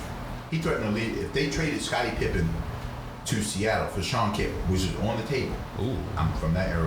I remember this. See? He Facts. threatened to leave. When he got caught for gambling on his team, I'm sorry, he retired. Wink, Something wink. in my eye. Yeah. What's that? You need some tissue? When he retired from league and came back, the year he left in '93, they won 57 games. Yeah. The year after that, with Scottie Pippen at the helm, they won 55 games. I don't know. Is a team that valuable, or is Michael Jordan that valuable? I'm not dissing Michael Jordan, don't get me wrong. But I can say the same thing about Kyrie Irving, who in Game 7 of the 2017-2018 Eastern Conference Finals. Yes. Either the team he left in the Cleveland Cavaliers was going to the NBA Finals, or the team he had gone to, who made it to the Eastern Conference Finals without him, And was the going other to the second NBA best player. Finals Yeah. without him. So tell me what Kyrie Irving's value is as well. Are you questioning Michael Jordan's value to the Chicago Bulls? No, not at all. But if you guys have questions about my questions, then But you know what? Here's my thing. I'll touch on what you said earlier. Michael Jordan was my favorite player growing up. I'm a little older, so I grew up in the Jordan era with him playing and seeing how intimidating that guy was to teams. But now LeBron's my favorite player. And the reason is because I feel, and it's the same reason LeBron often gets criticized, but people talk out of both sides of the mouth because they say, well, he doesn't take the shots or he doesn't have that killer instinct. But I love LeBron because he's willing to make his team better. He's willing to pass to other people and build them up, and he'll do whatever it takes to win the game, not get the glory. you mean like when he passed the ball to Steve Kerr? Or was it John Paxson? My bad. I'll leave that alone. That don't even really matter which one you Just all I'm saying is that, like, he passed the ball too. He But did, when but people have selective memory, yes. When it it's fits their like amnesia. narrative. Exactly. Right. So it's, again, the emotional part of it, but I deal with the facts of the matter. Yeah. And they're both great basketball players. And you talk about Jordan being your favorite player and at the time, and I understand that. and LeBron being the best player in the world. That's not in dispute. They say Kevin Durant. If LeBron was playing with that team in Golden State, they win at least 80. Come on, man. Yeah, It doesn't matter where he That's goes. a video if game. he took that team, that Cavaliers team, come on, man. Stop playing. They win 80 games. Yeah. Stop playing. Yeah, that's true. So That's very true. Wow. Well, let's get back on our topic, actually. Well, and what's your topic? Because I got the real one. Because I think the most important topic is the fact that Will is here for a reason in the Well, city. yes, we should talk about that, actually. Yeah, because I mean, we got to get you to toot your own horn a little bit. So, I love that we've gotten so much backstory on you without even really getting into like the this is Tales of a Youth Misspent. I love it. No, I've had fun, and I'm continuing to have fun. So, for those who don't know you and maybe who have now gotten to get to know you a little bit more, the information that's probably a little bit more obvious to people. Maybe can we? I have no idea. Okay, so let's share some more of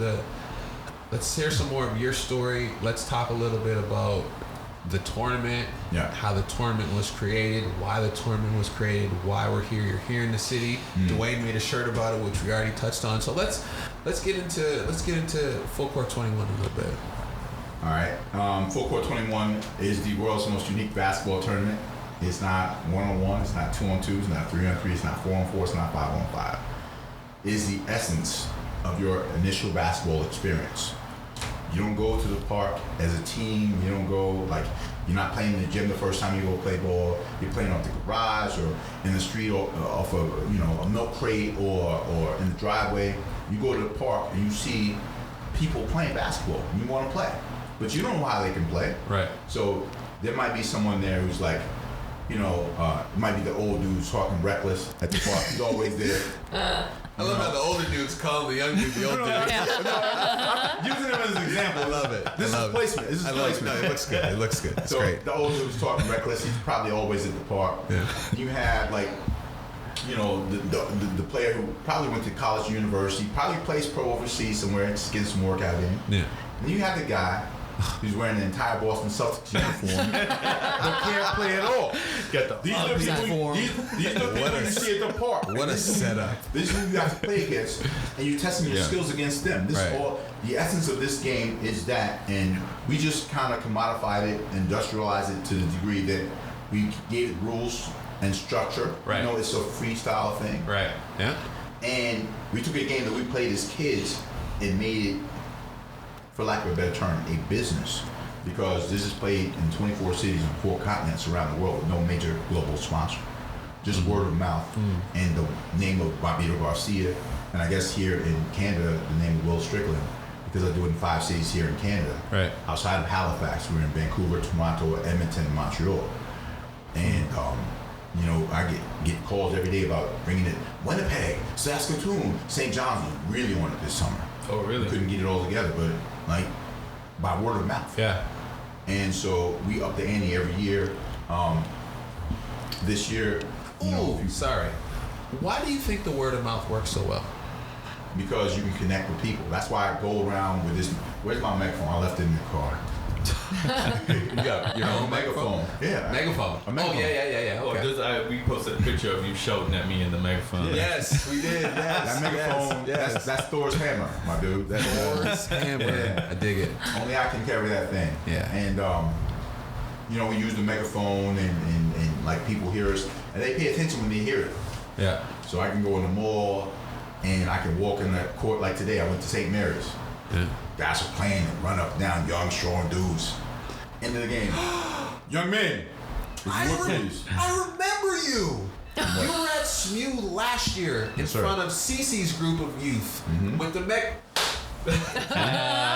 See? I have that on video actually. See? I'm gonna find it because I do have that. And that's what I do. I use that megaphone as a way Holy to shit. connect to people and have them come out and understand this is a family and a community event. This is a community-based, grassroots event.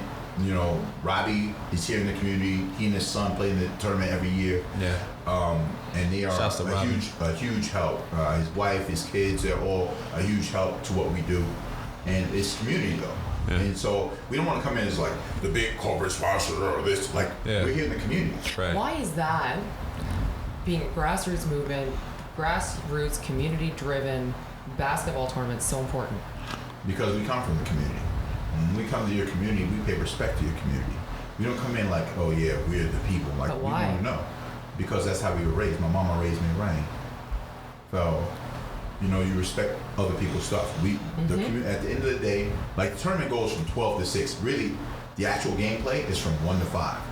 The 12 is for registration and setup.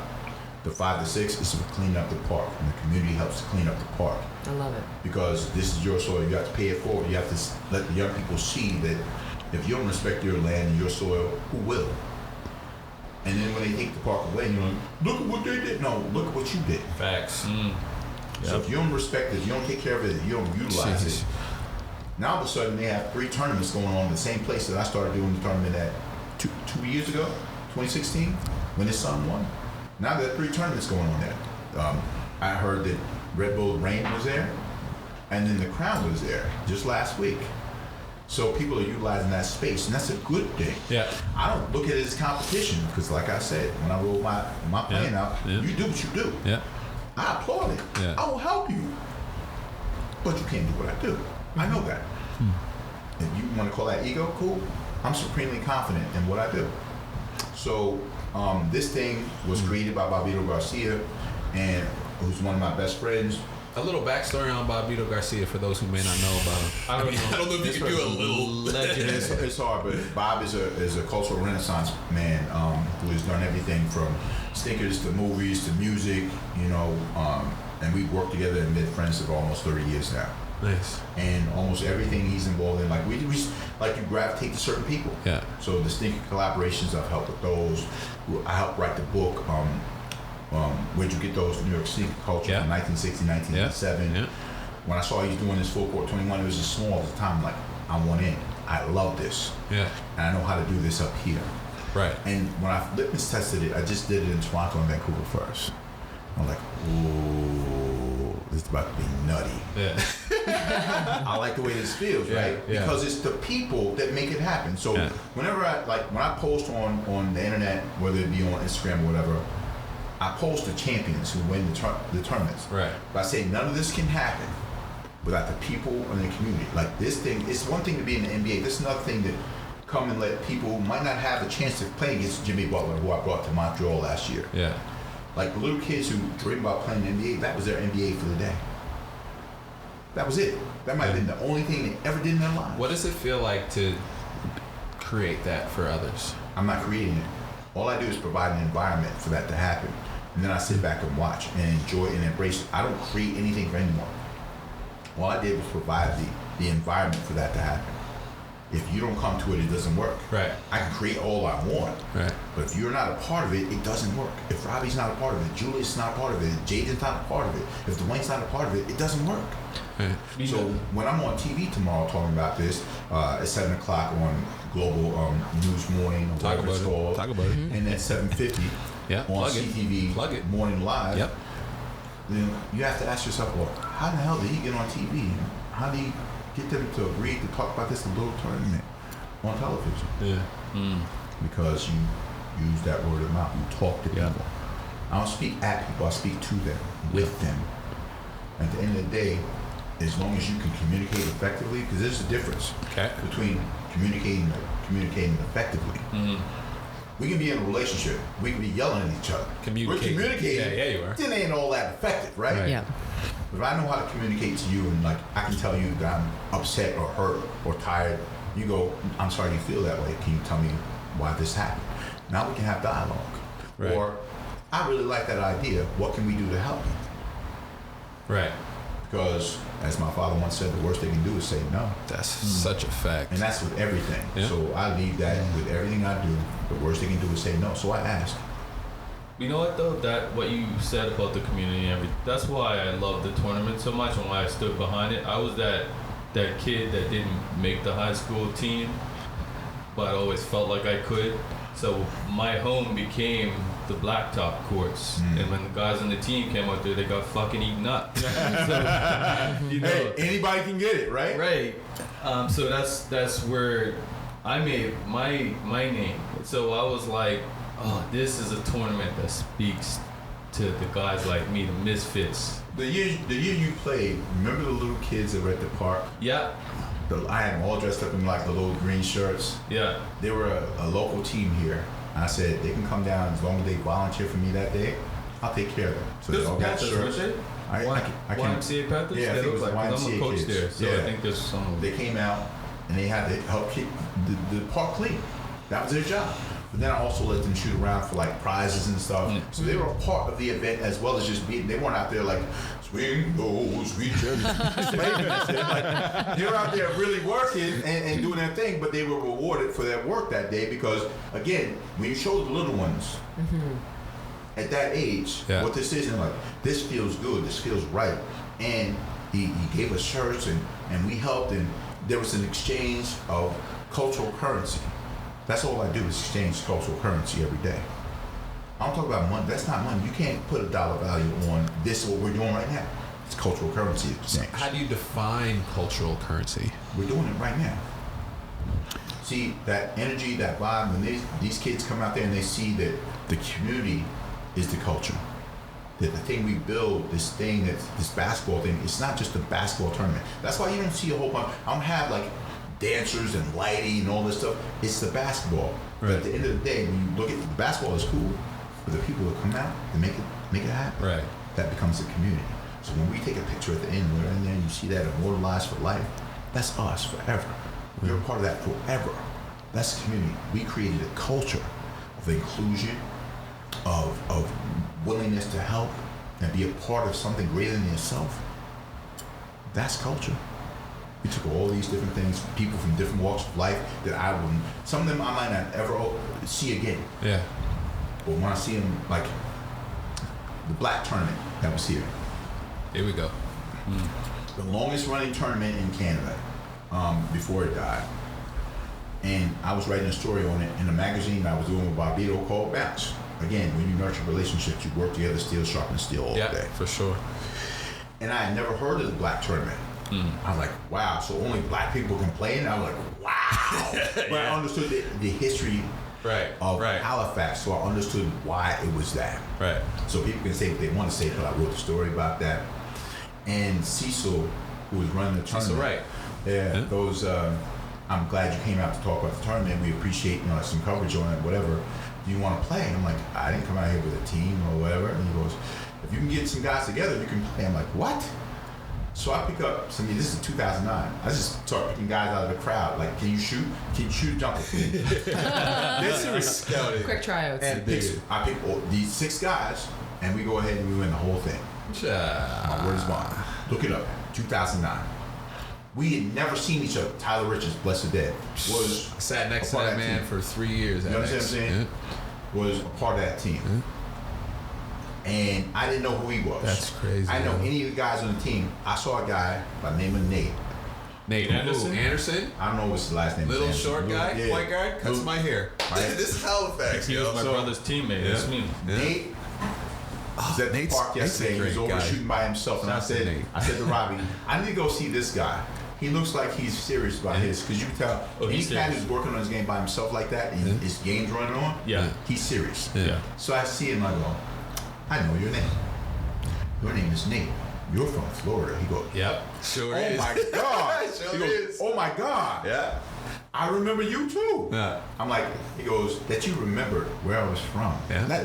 My name's one thing. Yeah. Do you remember where I was from? And I haven't seen you in 9 years. Yeah.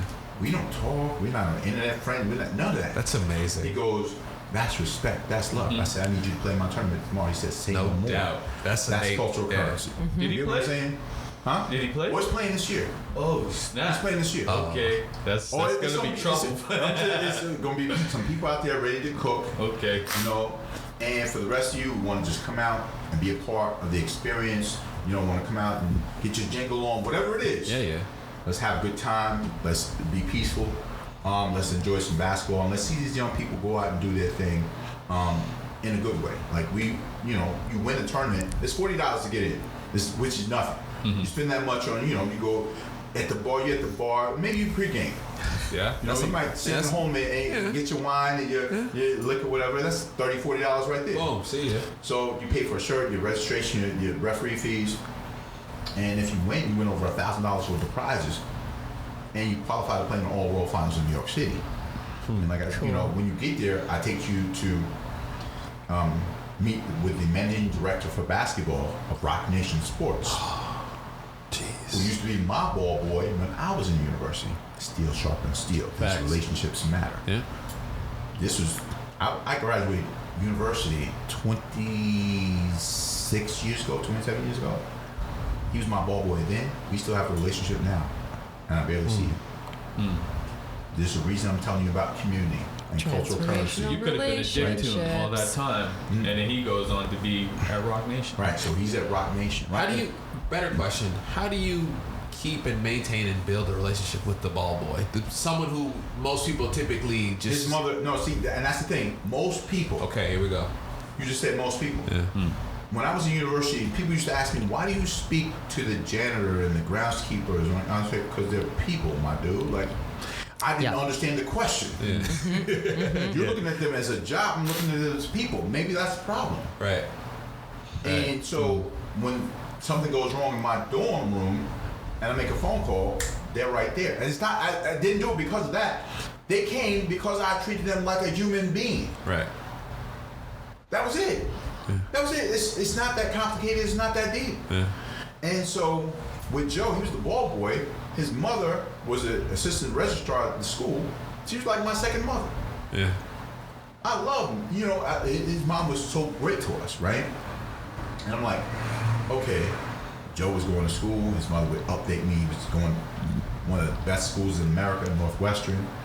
Then he went to business school at Rice, which is what I did as well when I got my MBA. We just always kept in touch. You like let him know what's going on. Joey's doing all right. Yeah. I saw your game last week, whatever. So it's always just staying in touch somehow. And now he's the managing director for basketball at Rock Nation. So take them up there. And if you're a guy who has the aptitude to play overseas or something, if he likes what you do, he could play you. Right. But having that when's that opportunity come up? Yeah. And then if you're feeling real froggy, Leap. we might leap down the hallway and knock on this door of Sean Corey Carter and say what's up to Jay if he's in the office that day. Make sure you know everybody important's middle name. It is what it is. Well, you know everyone's middle name. And we go downstairs, title to get his title subscription, whatever. We leave the building and we go to this little show on Sirius XM radio called Sway in the Morning. Yes. Which I And then saw they you get on. appearance there, and we talk about this thing and what we're doing and why it matters. And my relationship with Sway goes 30 years if you watch the interview. Yeah, I did, yeah. 30 years. And the funny part was the guys who were there, They who were coming down, they were trying to diss me. Yeah. They're like, can we listen to Sway in the Morning? And I'm like, yeah. They all, you probably don't listen to Sway in the Morning. And yeah, I probably heard it once or twice. Of course he is. And when we get there, like, why are we in this Sirius XM building? And when they see, like, I'm like, oh yeah, that's my man Sway. We've known each other for like 30 years, but don't worry about that. I've listened to the show once or twice. Yeah. Right? So we're on the show, so you get to go to the show. Then after that, because of the new relationship we created, because of the thing with Jimmy Butler in Montreal, Yeah. the National Basketball Players Association, led by one Christopher Emmanuel Paul, Yeah. and one LeBron Raymond James, you may have heard of them. I'm Like so what we did. sorry. I have so much respect for the fact that you know all these people's middle names because I have an issue remembering most people's first names. You know what this is, though? You said the word in what you said. You have so much respect. I respect them because what they do. Yeah. They help me to do my job. So when you hear me say the full names and middle names and I can do it off the top of my head, Yeah. it makes me stand out from everyone else who's doing it. Yeah. So even if someone else tried to do it, they know who did it first. It's okay. Yeah, yeah. I leave it at that. But it's also respect too, Right. right? Yeah. So these guys, because they saw what we did with Jimmy Butler, are now official sponsors of Full Court 21, this little tournament. And now we have the backing of that. And so we go up to the NBPA offices, meet with the brass there, and then we take the players down to the NBPA gym, which is in the building, and they get to play against the 15 to 20 NBA players who work out in there every day. Nice. For $40. I mean, but, you know. That's a great deal. You tell me what tournament in the world offers what we're offering. And this is not a pitch for people to pay their $40. Because it's not even about the money for me. Like I said, my family is here. Robbie is here. You're my family. You're part of this forever. Like I told you, what I say to you the other day about that shirt. You it was on Instagram. I said something like, it was such a generous Basically thing for what you you to do. said. Yeah, I wasn't trying to get something from Duane. I didn't ask him for anything. I saw the picture because I was scrolling through pictures of Full Court 21. I looked at the hashtag. Yeah. And I saw that and I didn't like it. I missed it somehow. And I looked at it and I thought about that feeling that I got. And I was like, that was so generous of you to donate that. Like, you didn't know me, but you wanted to be a part. I'm like, I appreciate it. You didn't have to do that. I appreciate that. Come on down. Then I said, when the TV guys, I want you to come and be on TV with us. Yeah. So we can talk about that. Like, to me, I can't do that without him. I can't do that without Robbie. I can't do this without you guys. So for me, while you see me on there, it can't be done without the community. I'm trying to track down that footage, to be honest, man. I had a sweet dunk in there. He did. Highlight reel. Highlight reel. But no, that cultural currency, that is where it's developed. And so, like I said, you can't put a dollar figure on that because it's priceless. No, that social capital is worth everything. Yeah. It's those that have the networks that can influence change and influence outcomes. Yeah. Money can't buy all those things. No, not at all. So. Wow. Where did they check out this tournament?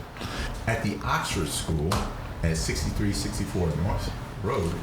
I guess is it Road Avenue, Street, North. whatever. You North, find it. people. Yeah. North. From 12 to 6 this Saturday. And like I said, come on out, enjoy it, buy a shirt, support the cause, support the community, whatever. Win some socks, win some hats. I got some New Era caps. Shout out to my man Joe. Made some customized hats because I asked. And the worst you can do is say no. No. Because I asked. I'm dead serious. Because I have the kind of relationship that I nurtured that I wasn't asking him for stuff before. I'm like, give me something I can do something with it. Let me help. Yeah. And because I helped, then when it came time for me to ask for something, Easy. say less. Yeah. It's a give and take situation. Say less. You know, and if you can respect people's positions and respect what they're trying to accomplish, they end up respecting what you do. They might not engage all the time, but I know they respect it. So I have a random question. Go. Do you know why? So 21, I don't know, like the way I grew up playing it, it's typically half court. Do you know why the decision was taken to make it full court? to change it up, Just to give it some different kind of body. See, in half court, the narrative. exactly, it's true. In half court, bigger guys have an advantage. Yeah. Big guys always have the advantage. I mean, even if you can't dribble, you can dribble 2 times and body somebody they feel soft there, right? Yeah. With half court or with full court, now it changes the paradigm a little bit. It evens the playing field a little bit more. Right. You don't have to be the biggest or strongest or fastest, but the smartest generally wins. Yeah. And if you make free throws, like with any basketball game, you generally win. So if you value your possessions, it's the same thing as basketball. We just opened it up some more and kind of changed it and gave it some sex appeal. And I think that people enjoy the up and down action and just the energy of it and trying to figure it out. Yeah. I think that's part of the mystery of it is how does it work? When you tell people like, oh yeah, I play St. Mary's.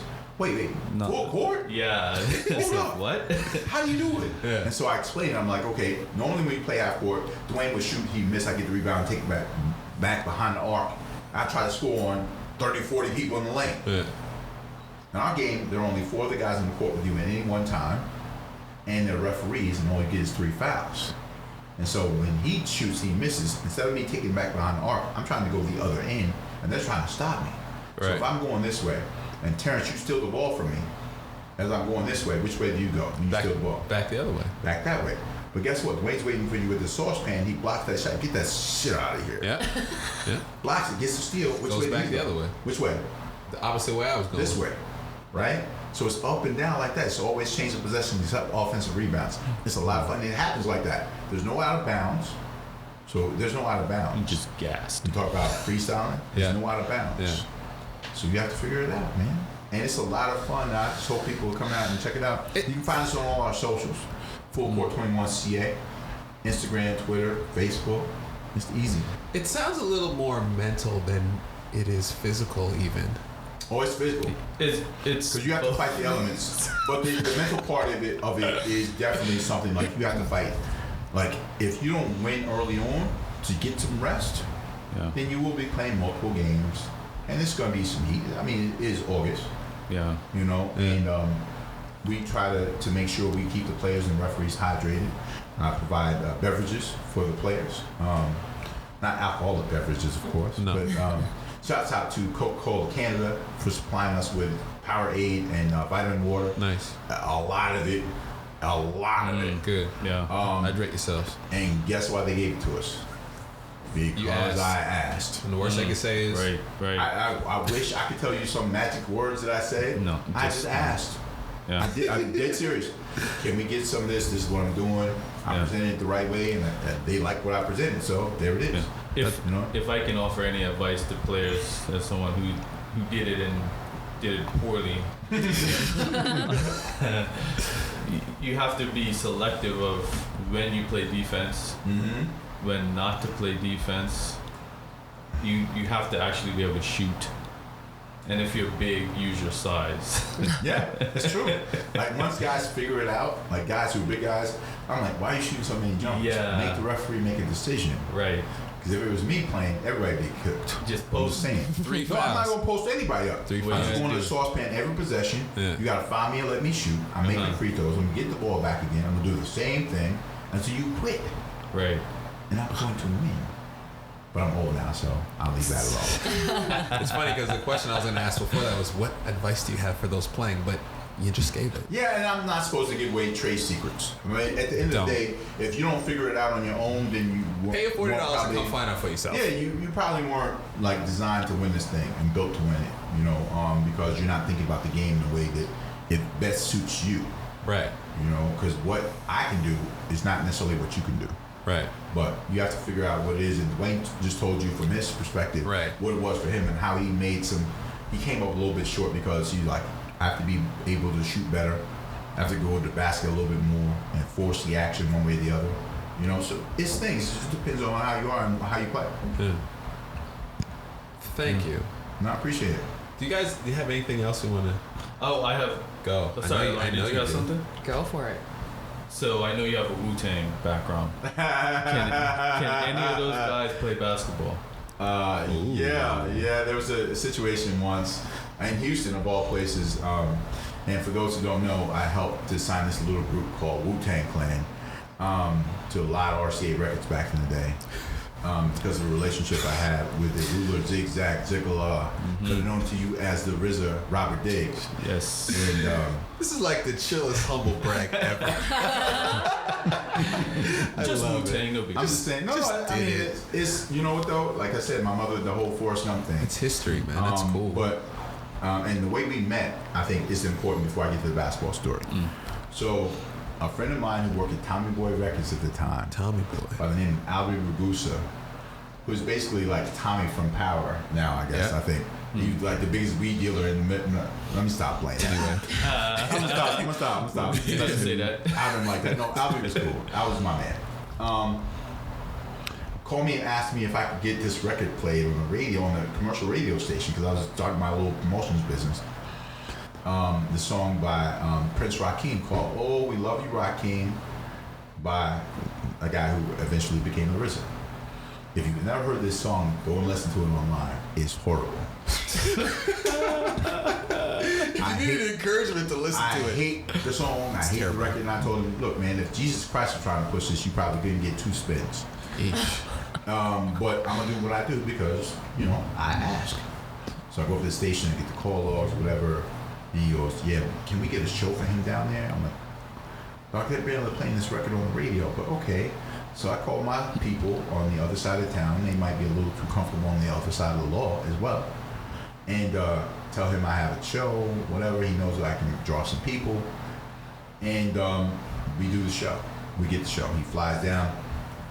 And me being sort of a rookie, this is my second real show doing not my second real show, on my own. But the guy gave me cash. And instead of waiting until the performance was done, when they showed up, and it was RZA or Prince Rakeem and his manager at the time, this kid I named know where this is going. Mel Quan. Oh, I'm sorry, Shabazz was. So if you hear Big Daddy Kane and other guys from back in the day said Mel Quan, Shabazz, and rap songs. These guys started Shabazz Brothers T-shirts. They had a little clothing line, whatever, back in the early '90s. And his father put a lot of early rappers on. Like I think Rakim signed him. Like it's way back in the day, right? Anyway, it was like $3,500 in the bag. I gave it to RZA before they even Before the performed. show started. Before the show. I could have told you not to do Cash. that. He looks in the bag, looks at me, looks at Mel Quan, See ya. looks in the bag, looks at me, Bye. takes $500 out of it, hands it to me. I'm like, I can't take that. He goes, you got to. I can't get this much in New York. Peace, respect, dude. That's Interesting. where our relationship started. So he does a show, he does one song. We make it extend to 7 minutes long. We bring girls up on stage. Oh, we love like, that's all he did. For $3,500, he did a 7-minute song. $500 a minute for a whack song. In the green room, which is really just like a garage. Sick hourly. We're sitting in the back, and he's telling me about this little group he's starting. Like, Tommy Boy didn't want to hear Grandmaster Flash and the Furious 5 on the mic, but I had this little group I'm putting together called All In Together Now. And there was like 5 guys and a rapper, and there's a guy who was their dancer at the time, the late great Russell Tyrone Jones. You might know him as ODB. And Shit. if you look at the Girl Come Do Me video by The Genius, aka The Jizza, you'll see ODB as the dancer in the video, straight up. So he gives me a demo of this thing, and I didn't listen to it. I'm like, okay, this song sucks. Why would anything else this dude does be hot?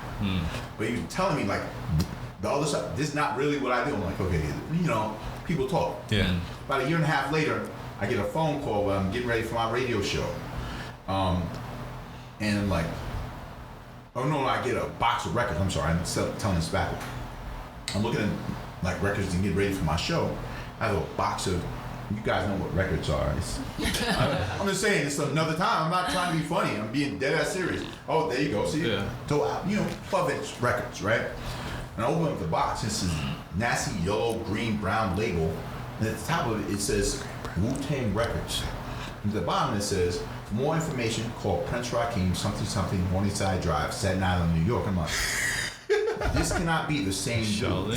But I make a phone call. His number was on the original pressings of the 12. They put it out themselves. He sent me a whole box of them. I was about to frisbee him. I didn't know. I'm dead serious. I didn't know what it was. I thought it was some fake food chickens or whatever. I don't know. So Fake food chickens. I That's looked at the great. thing. I hadn't listened to the record yet, but I called the number to see who it was. Peace. Who's this? Is this Rakeem? Yeah. Peace. Who's this? Will Strickland down in Houston. Oh, you got the records? I'm like, yeah, I got the record. Why'd you send me so many? He goes, yo, look, we need some help with this. We're trying to get, how can we get like people to know about this? We're doing our own thing now. And so I said to him, well, let me call my man at this trade magazine. At the time, there's one of the big trade magazines called the Gavin Report. And my man who ran the rap editor, he was the rap editor for the Gavin Report, was a guy by the name of Kelly Wu.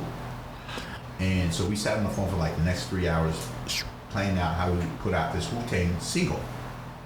Even though I hadn't listened to it, I hadn't talked money or nothing. I just felt like, okay, like I remember this dude giving me $500 and he didn't have to give it to me. So I want to help, right? Even though I saw his last song sucked, right? But I'm doing this because I remember that. Yeah. He didn't have to show me that respect, right? So we started putting out the street team, whatever, I put it all together. My man Jason in Detroit was going to be on the street team, so he's going to handle like the Midwest. My man Mike McDonald was going to handle the Northeast and the Mid-Atlantic. I was going to handle the Southeast and Southwest, and Kelly was going to handle the West Coast. And, as luck would have it, a couple months later, after we get them signed, whatever, they do this album, and I go to the album release party, and my man Ron Hill picks me up from the airport and goes, man, congratulations, you made the album. I'm like, what? I didn't go in the studio with these guys. And then he plays the song on cassette. You guys know what a cassette is, right? Also, yes. Cassette, boy. Yeah. So he plays this cassette, And the song is called WuTang Clan Ain't Nothing to Fuck With. Yeah. At the end of the song, Riz is giving shouts out, not shout outs. I am the syntactician as well. Yes. Shouts out. You don't give the outs, you give the shouts. So at the end of it, he goes, peace to Kelly Wu from the Gavin, Will Strickland, Jason Staten, true. Because he had no obligation Now to you gotta remember listen back. how he got that help early on. And every time he talks about the beginnings of Wu-Tang on any platform, he always mentions me being one of the first people to play that record and helping them get signed. He has no obligation to do so, but he does. That's cultural currency. That's relationships. That's all this is. And I've learned how to nurture those over time and figured out how to not injure those by asking for too much and being present when it's necessary to be present. But even when I'm not physically present, let him know, hey, just want to let you know I was thinking about you. Everything good? Cool, my man. Do your thing. Yeah. Applaud. You know, I just applaud what you're doing. So again, when I tell you guys like I love what you're doing, 5 years from now when y'all are on like Sirius Satellite Radio or whatever, and I'm like, yo, I remember then I was in the basement, like Yeah. Don't forget this story. Don't forget the little people. Yeah. You know, don't forget us. We appreciate Don't forget the little that. people. We appreciate that. To get back to so that whole thing with the Wu-Tang, Method Man wanted to have a dunk contest against me. Because he knew I was still like playing basketball. Yeah. Yeah, but I'm like, come on, man. Like for real, it's $50 a dunk. Right? So we were in the loading area of this club that we got ran out of. That's a great story. I'm dead serious. I'm gonna tell you after this if you don't want to hear it. Yeah, it's up to you. Go. But in the dunk contest, Method Man sprains his wrist. I mean, he's not gonna beat me. He can't do half the stuff I can do at all. He can't jump like I can. Back in the day when I was like slimmer and had some bounce, I'm like, he can't even jump like that. So whatever. I won a couple $100. He sprained his wrist. I called Steve Rifkin, who ran the company, and told him we had to take Meth to the hospital because he sprained his wrist. And he screamed at me. I'm like, the fuck, man? He can use his other hand to hold the mic. Wait, you acting like for real? I'm like, seriously. He's left-handed, so he sprained his left wrist. I'm like, he can hold the mic in the other hand. It doesn't matter. So, you know, that as far as a Wu-Tang basketball story, that's it. Yeah. But it's a great story. The story about, like, Raekwon was on Who Kids show back in the day. Do it. And he asked him, has Wu-Tang Clan ever got sunned at a show? Like, just booed and thrown, like, he goes, you can get sunned in Dubuque, Iowa. Doesn't matter. But the one place we got booed, of all places we never thought we would, was Houston, Texas. So they're on promo tour with me, and this is when ODB was stealing CDs from the store, and they had the big boombox thing on, like, and he was walking with it. I'm like, dog, they can see you are stealing, like, from the store. I just used his per diem money to pay for it. It didn't matter. He didn't eat that much. Anyway, he just seems like that type of dude. I'm dead serious. Yo, my man can you play the CD? And he was crying in the back of the truck. And Jizzy goes, just play it. He's gonna keep crying if you don't. It was Sam Cooke's Change Gonna Come. He said, I was born by the river. He was like singing hard and crying. I'm like, what is he doing? And then when he got on stage that night, he did a freestyle to that beat. I'm like, it was dirty too. I'm like, my man, I like what he did, but he stole to get him. Anyway, so we're in Houston, and the guy who booked him was a guy by the name of Erskine Isaac, who worked at Famous Artists, I think, if I'm not mistaken. And he booked him on the north side of Houston, which is all Rap-A-Lot. If it wasn't Rap-A-Lot, they were not hearing your shit. Right. At all. They didn't care how, LL, didn't matter. Nobody was playing on that side of town unless you were Rap-A-Lot. What is Rap-A-Lot? J Prince. Scarface and all that. Scarface, Ghetto Boys. Yes. Big Mike, yes. you know, Odd Squad, those cats. Okay. So if you want that, they won't play. But they booked them over there. So I'm like, we're in this club, and the club is called the Rhinestone Wrangler. I-45 and Parker Road in Houston, Texas. You never forget that location, will you? No, sure, Never. because of what happened.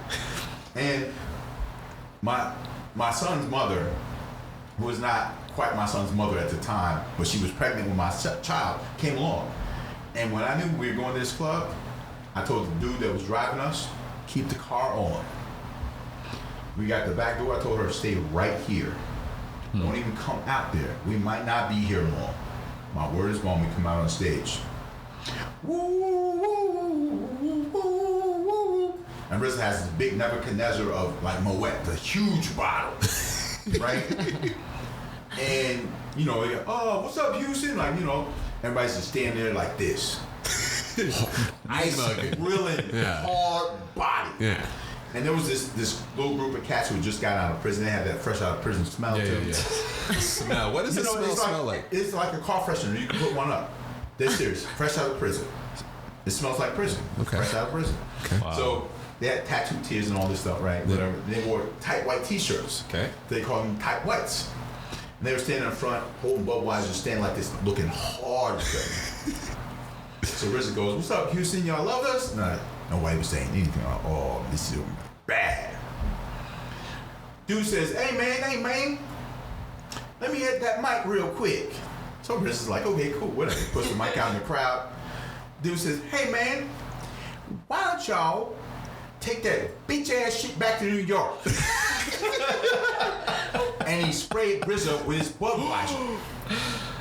So RZA is spinning around. He go, oh, it's like that. And as he's spinning around, he's shaking this bottle more wet. And I'm like, oh, don't do it. Oh, it's like that, Houston. He turns around, sprays them all, throws a bottle at them, and the sprint is gone. See ya. We run out the door. I'm pushing my baby's mom's out the back door, the whole nine. I shouldn't call her. She's just the mother of my child. Facts. I'm being disrespectful. It was, at the time, she was about to be the mother of my child. And but for the story, it sounds funny. Anyway, she's cool with that. She's cool with it. And so I'm pushing everybody in the car, and we're jumping over like blockades and everything because it was in a strip mall. You had to go around this Popeye's chicken that was in. It was ridiculous. They came out of this club throwing bottles, rocks, shooting at us. They ran up on the freeway shooting at us. And then the next day, I had to go back like Mookie from Do the Right Thing. Get my 250 from Sal because it was a paid show. We showed up. Yes. We showed up. Go get the money.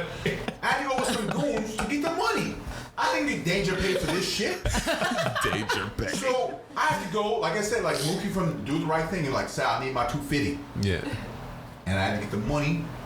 Luckily, nothing happened. I got the money because we did show up in good faith. It's a great moment from a great movie, by the way. From that time, that was the time that WuTang got sung the worst because we never did the show. We did woo, and that was it. That was it. So classic WuTang stories from Mr. Strickland. Yeah, that was a different time, man. I had a good time, and I'm not going on the road with nobody anymore. I was about to manage Drake back after the thing with Drake. I remember his mother, his uncle, and I were standing at the back bar of the Palais Royale during the DJ Silence Awards in 2007. And he asked me, because he knew all about what I did with WuTang and what I did with I did the first ever online concert in Black music history with Ghostface, Capadon, and Raekwon back in February 18th, 1997. And if you imagine that streaming can be hard right now in 2018, imagine what that shit wasn't. It wasn't streaming. It was on dial-up modem. Yeah. You were doing the tick wave and shit. Like, it was wild. But we did that. You know, it changed how Ghostface's record came out. It changed everything about Ghost's career. My bonus check that year was Noodles. Noodles. Yeah. And it changed a lot for me in the industry. But I think that, and I'm trying to remember where I was going with this because I started talking about Drake. But the whole Drake thing, he saw what I did with the internet, and he put out 2 internet albums. It was the first time in music history, not in Canadian music history or American music history, the first time in music history that a song that wasn't available for retail in a store with a physical copy was nominated for Grammys. It was because of the song? No, it's these 2 internet albums. So Far Gone? So Far Gone, it was another one, the second one, I can't remember right off the top of my head. But those are internet albums he released online, it's mixtapes. Yeah. He got nominated for those mixtapes. Yeah. And because of what I did with WuTang, I helped to do some stuff with that back in the day. Right. And I told him, look, I would love to manage you, but I'd be stealing money from you, son. Straight up. I don't have the same energy I had. I took WuTang on the road. That was enough. I would do with that. I mean, I've taken a whole bunch of other artists on the road, but WuTang was hard. you have to babysit 9 dudes. Oh, I would not want to manage them. It was different taking Michael Jackson on the road. Yeah. Michael Jackson was different. You took Michael Jackson on the road? Yeah. Let me finish this and I'll talk about Michael Jackson real quick if y'all want to know. Yeah. Okay, so... Well, yeah, let's wrap with a Michael Jackson story. That's great. Yeah, let's do that. Let's do that. So, the whole Drake thing, I told him I was stealing money because I don't have that same energy. But I respect the fact you asked, whatever. And that's why I said our relationship is cool, because I could have just taken the money. I could have been like playing myself, but I didn't do that. I have too much respect for the culture. I have too much respect for the art. I have too much respect for myself. Yeah. And so I didn't do that, but in ways sometimes I think I wish I. That's what I was doing. Yeah. You know, I'm maybe a little bit. I'm walking with regrets, but if I want to have one, that might be Like, one. I'm cool. That's fair. And the whole Michael Jackson thing, like, you can't take Michael Jackson on a road like a regular artist. No. You have to move him like the president. He can only do like 2 things in a day because security is stupid. Yeah. It's hard to move Michael Jackson anywhere. Blessed dead. And when I was working at Sony, we had the Blood on the Dance Floor album in '97, if I'm not mistaken. And we were in Germany. And I remember, you can't like take Michael Jackson off a plane and walk him up the tarmac or up the little ramp and through the airport. You have to like have a car on the tarmac and everything. So nobody's supposed to be out there. We land, it's like 60 people and like, you know, women, children, men. And I expect the women and children to be like, oh, they're crying and everything. Grown ass 60-year-old men with Michael, we love you. Snot bubbles and everything. Crying hard bite. I'm like, Joe. But I mean, you hear about it, but till you see it, I'm walking behind him sometimes. I'm looking in the back of his head like, this is all he's never known. Yeah. He's never known anything else. Like, he's never had a child. Like, what? Like, I couldn't imagine what his life was like. Wow. And like, if he had, you know, if we stayed in a hotel that had a pop machine across the hallway, which we never did, obviously, he couldn't walk across the hallway to get that pop. Like, that's how crazy it was. A woman tried to climb down off the roof of the building with sheets and robes tied up to get on our floor. She almost died. I'm dead serious, to meet Michael Jackson. People were nutty about Michael Jackson. And I'm like, I couldn't believe that. And I remember the first time I met him, it was they had to fly him in the Sony building after he did a thing at MTV in the middle of Times Square. They couldn't drive over to the Sony building because traffic was backed up because people knew he was in town. Wow. People were lined up. It was like 100,000 people in front of the Sony building. They had to call the police to clear the people out. They had to fly him on a helipad on the top of the building and bring him down to the exec's offices because of that. Okay? So we there, and he's standing there between 2 big bodyguards eating a cucumber sandwich. I can't make this shit up. My word is bond. My word is bond. And I go up to him and I'm like, Mr. Jackson, I'm looking forward to working on it. I've always been a fan, looking forward to working on this album with you. And he goes, call me Michael. I'm like, what? Hold up. Because I heard this deep voice. Yeah. And he pulls me to the side real quick. And it wasn't like super deep like I just did it. I mean, I exaggerated a bit. Yeah. It wasn't the high pitch. It wasn't that thing. Right. He goes, look, if I speak in this other voice, I can't do the things I'm doing out here because people will be afraid. I'm a black man who has control of his life and his career. That's hard out here for people. It was tripping me out. He goes, so just so you know, this is between me and you. And he's a funny guy too. Yeah. This is between me and you. This can't go any further than this, even though I'll probably tell you again later on. But it's nice meeting you. Have a nice day. And I was tripping out. I was like, should I tell somebody that Michael Jackson is faking the funk on his voice? But I understood why he was doing it. He goes, when I speak in this soft voice, I'm not threatening to them. But that's why when he bought Paul McCartney's, the whole Beatles catalog, he just did the girl's mind with Paul McCartney and then bought his shit. He's like Omar for The Wire. When he took Pop Joe's shit and then sold it back to him. Because he did so some of that back to him. Like, dog, you stole my shit and then sell it back to me at a lower rate? Come on, dog, really? Michael Jackson was about his business. He owned the whole Sony ATV catalog. He owned it. Some people say that's why he died. I don't know. I'm not going to get into that part of it.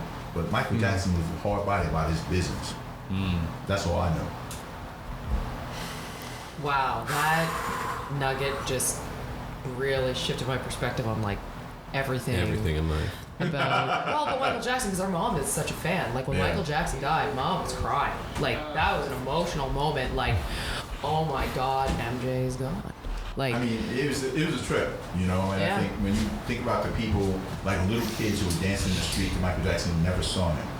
That's I kind of kidded earlier about YouTube nostalgia and sneaker love on Michael Jordan and kids who never saw him play.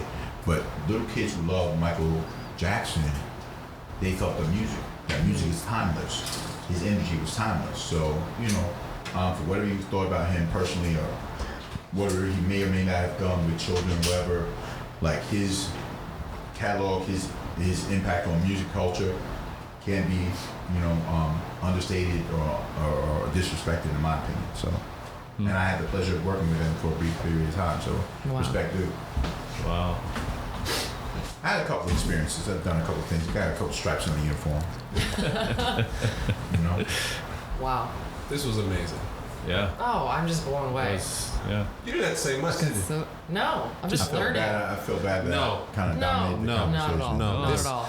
It was. We do Amazing this- stories. We do this every week. We don't have these stories, so Yeah. we're glad you shared them. No, this is I fantastic. appreciate you guys asking me. Duane asked me to come on. I'm like, well, I heard, saw something about. I'm like, when do you start doing this podcast?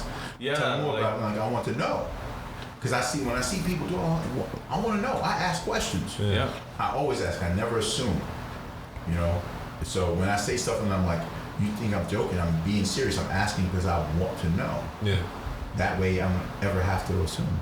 Yeah, no, but we're making our early guest list. Your name was on the list for a while. Yeah. So, I appreciate that. Just now, like- and now you're here. Yeah. Yeah. And I appreciate you guys having me on.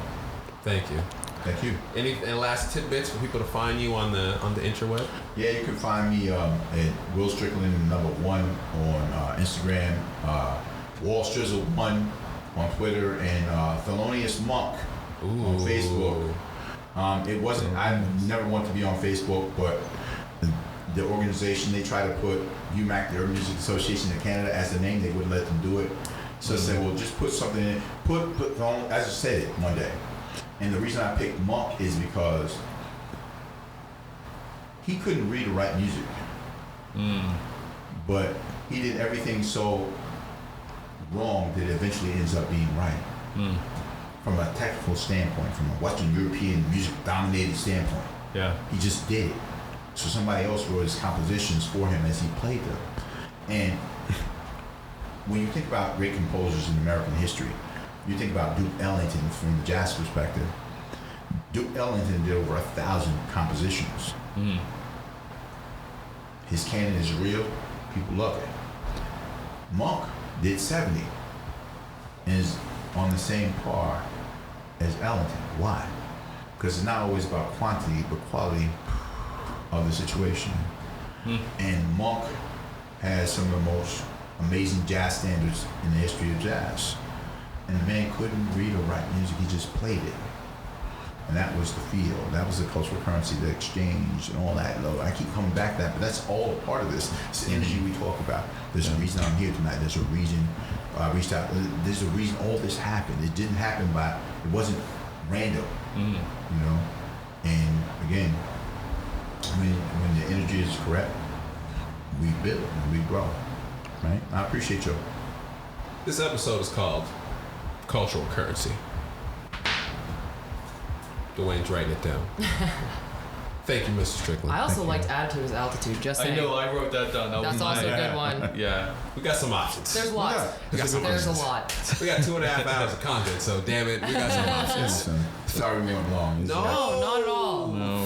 Thank you for coming. We appreciate you. Best of luck in the tournament this weekend. This episode will be out after the tournament, but we'll put together a little snippet and send something out for the people. Appreciate Yeah, it. I did some live stuff too, and I'll post some stuff online after this. So Much love. Sounds good, man. Appreciate it. Thank you. Thank you. Yeah. I can't reach over everybody sometimes. yeah, it's all good. I dig it. Yes. Wow. That was epic. All I know is that my ex and his bestie are gonna like Blues. Totally. Why? Totally. Well, it's everything that they grew up with, right? Like all the basketball, Wu-Tang, all the artists that you mentioned, like all that kind of stuff is everything that they've grown up on. And Yeah. We gotta take a picture or something. Yeah. Oh yes, you got a picture. Yeah.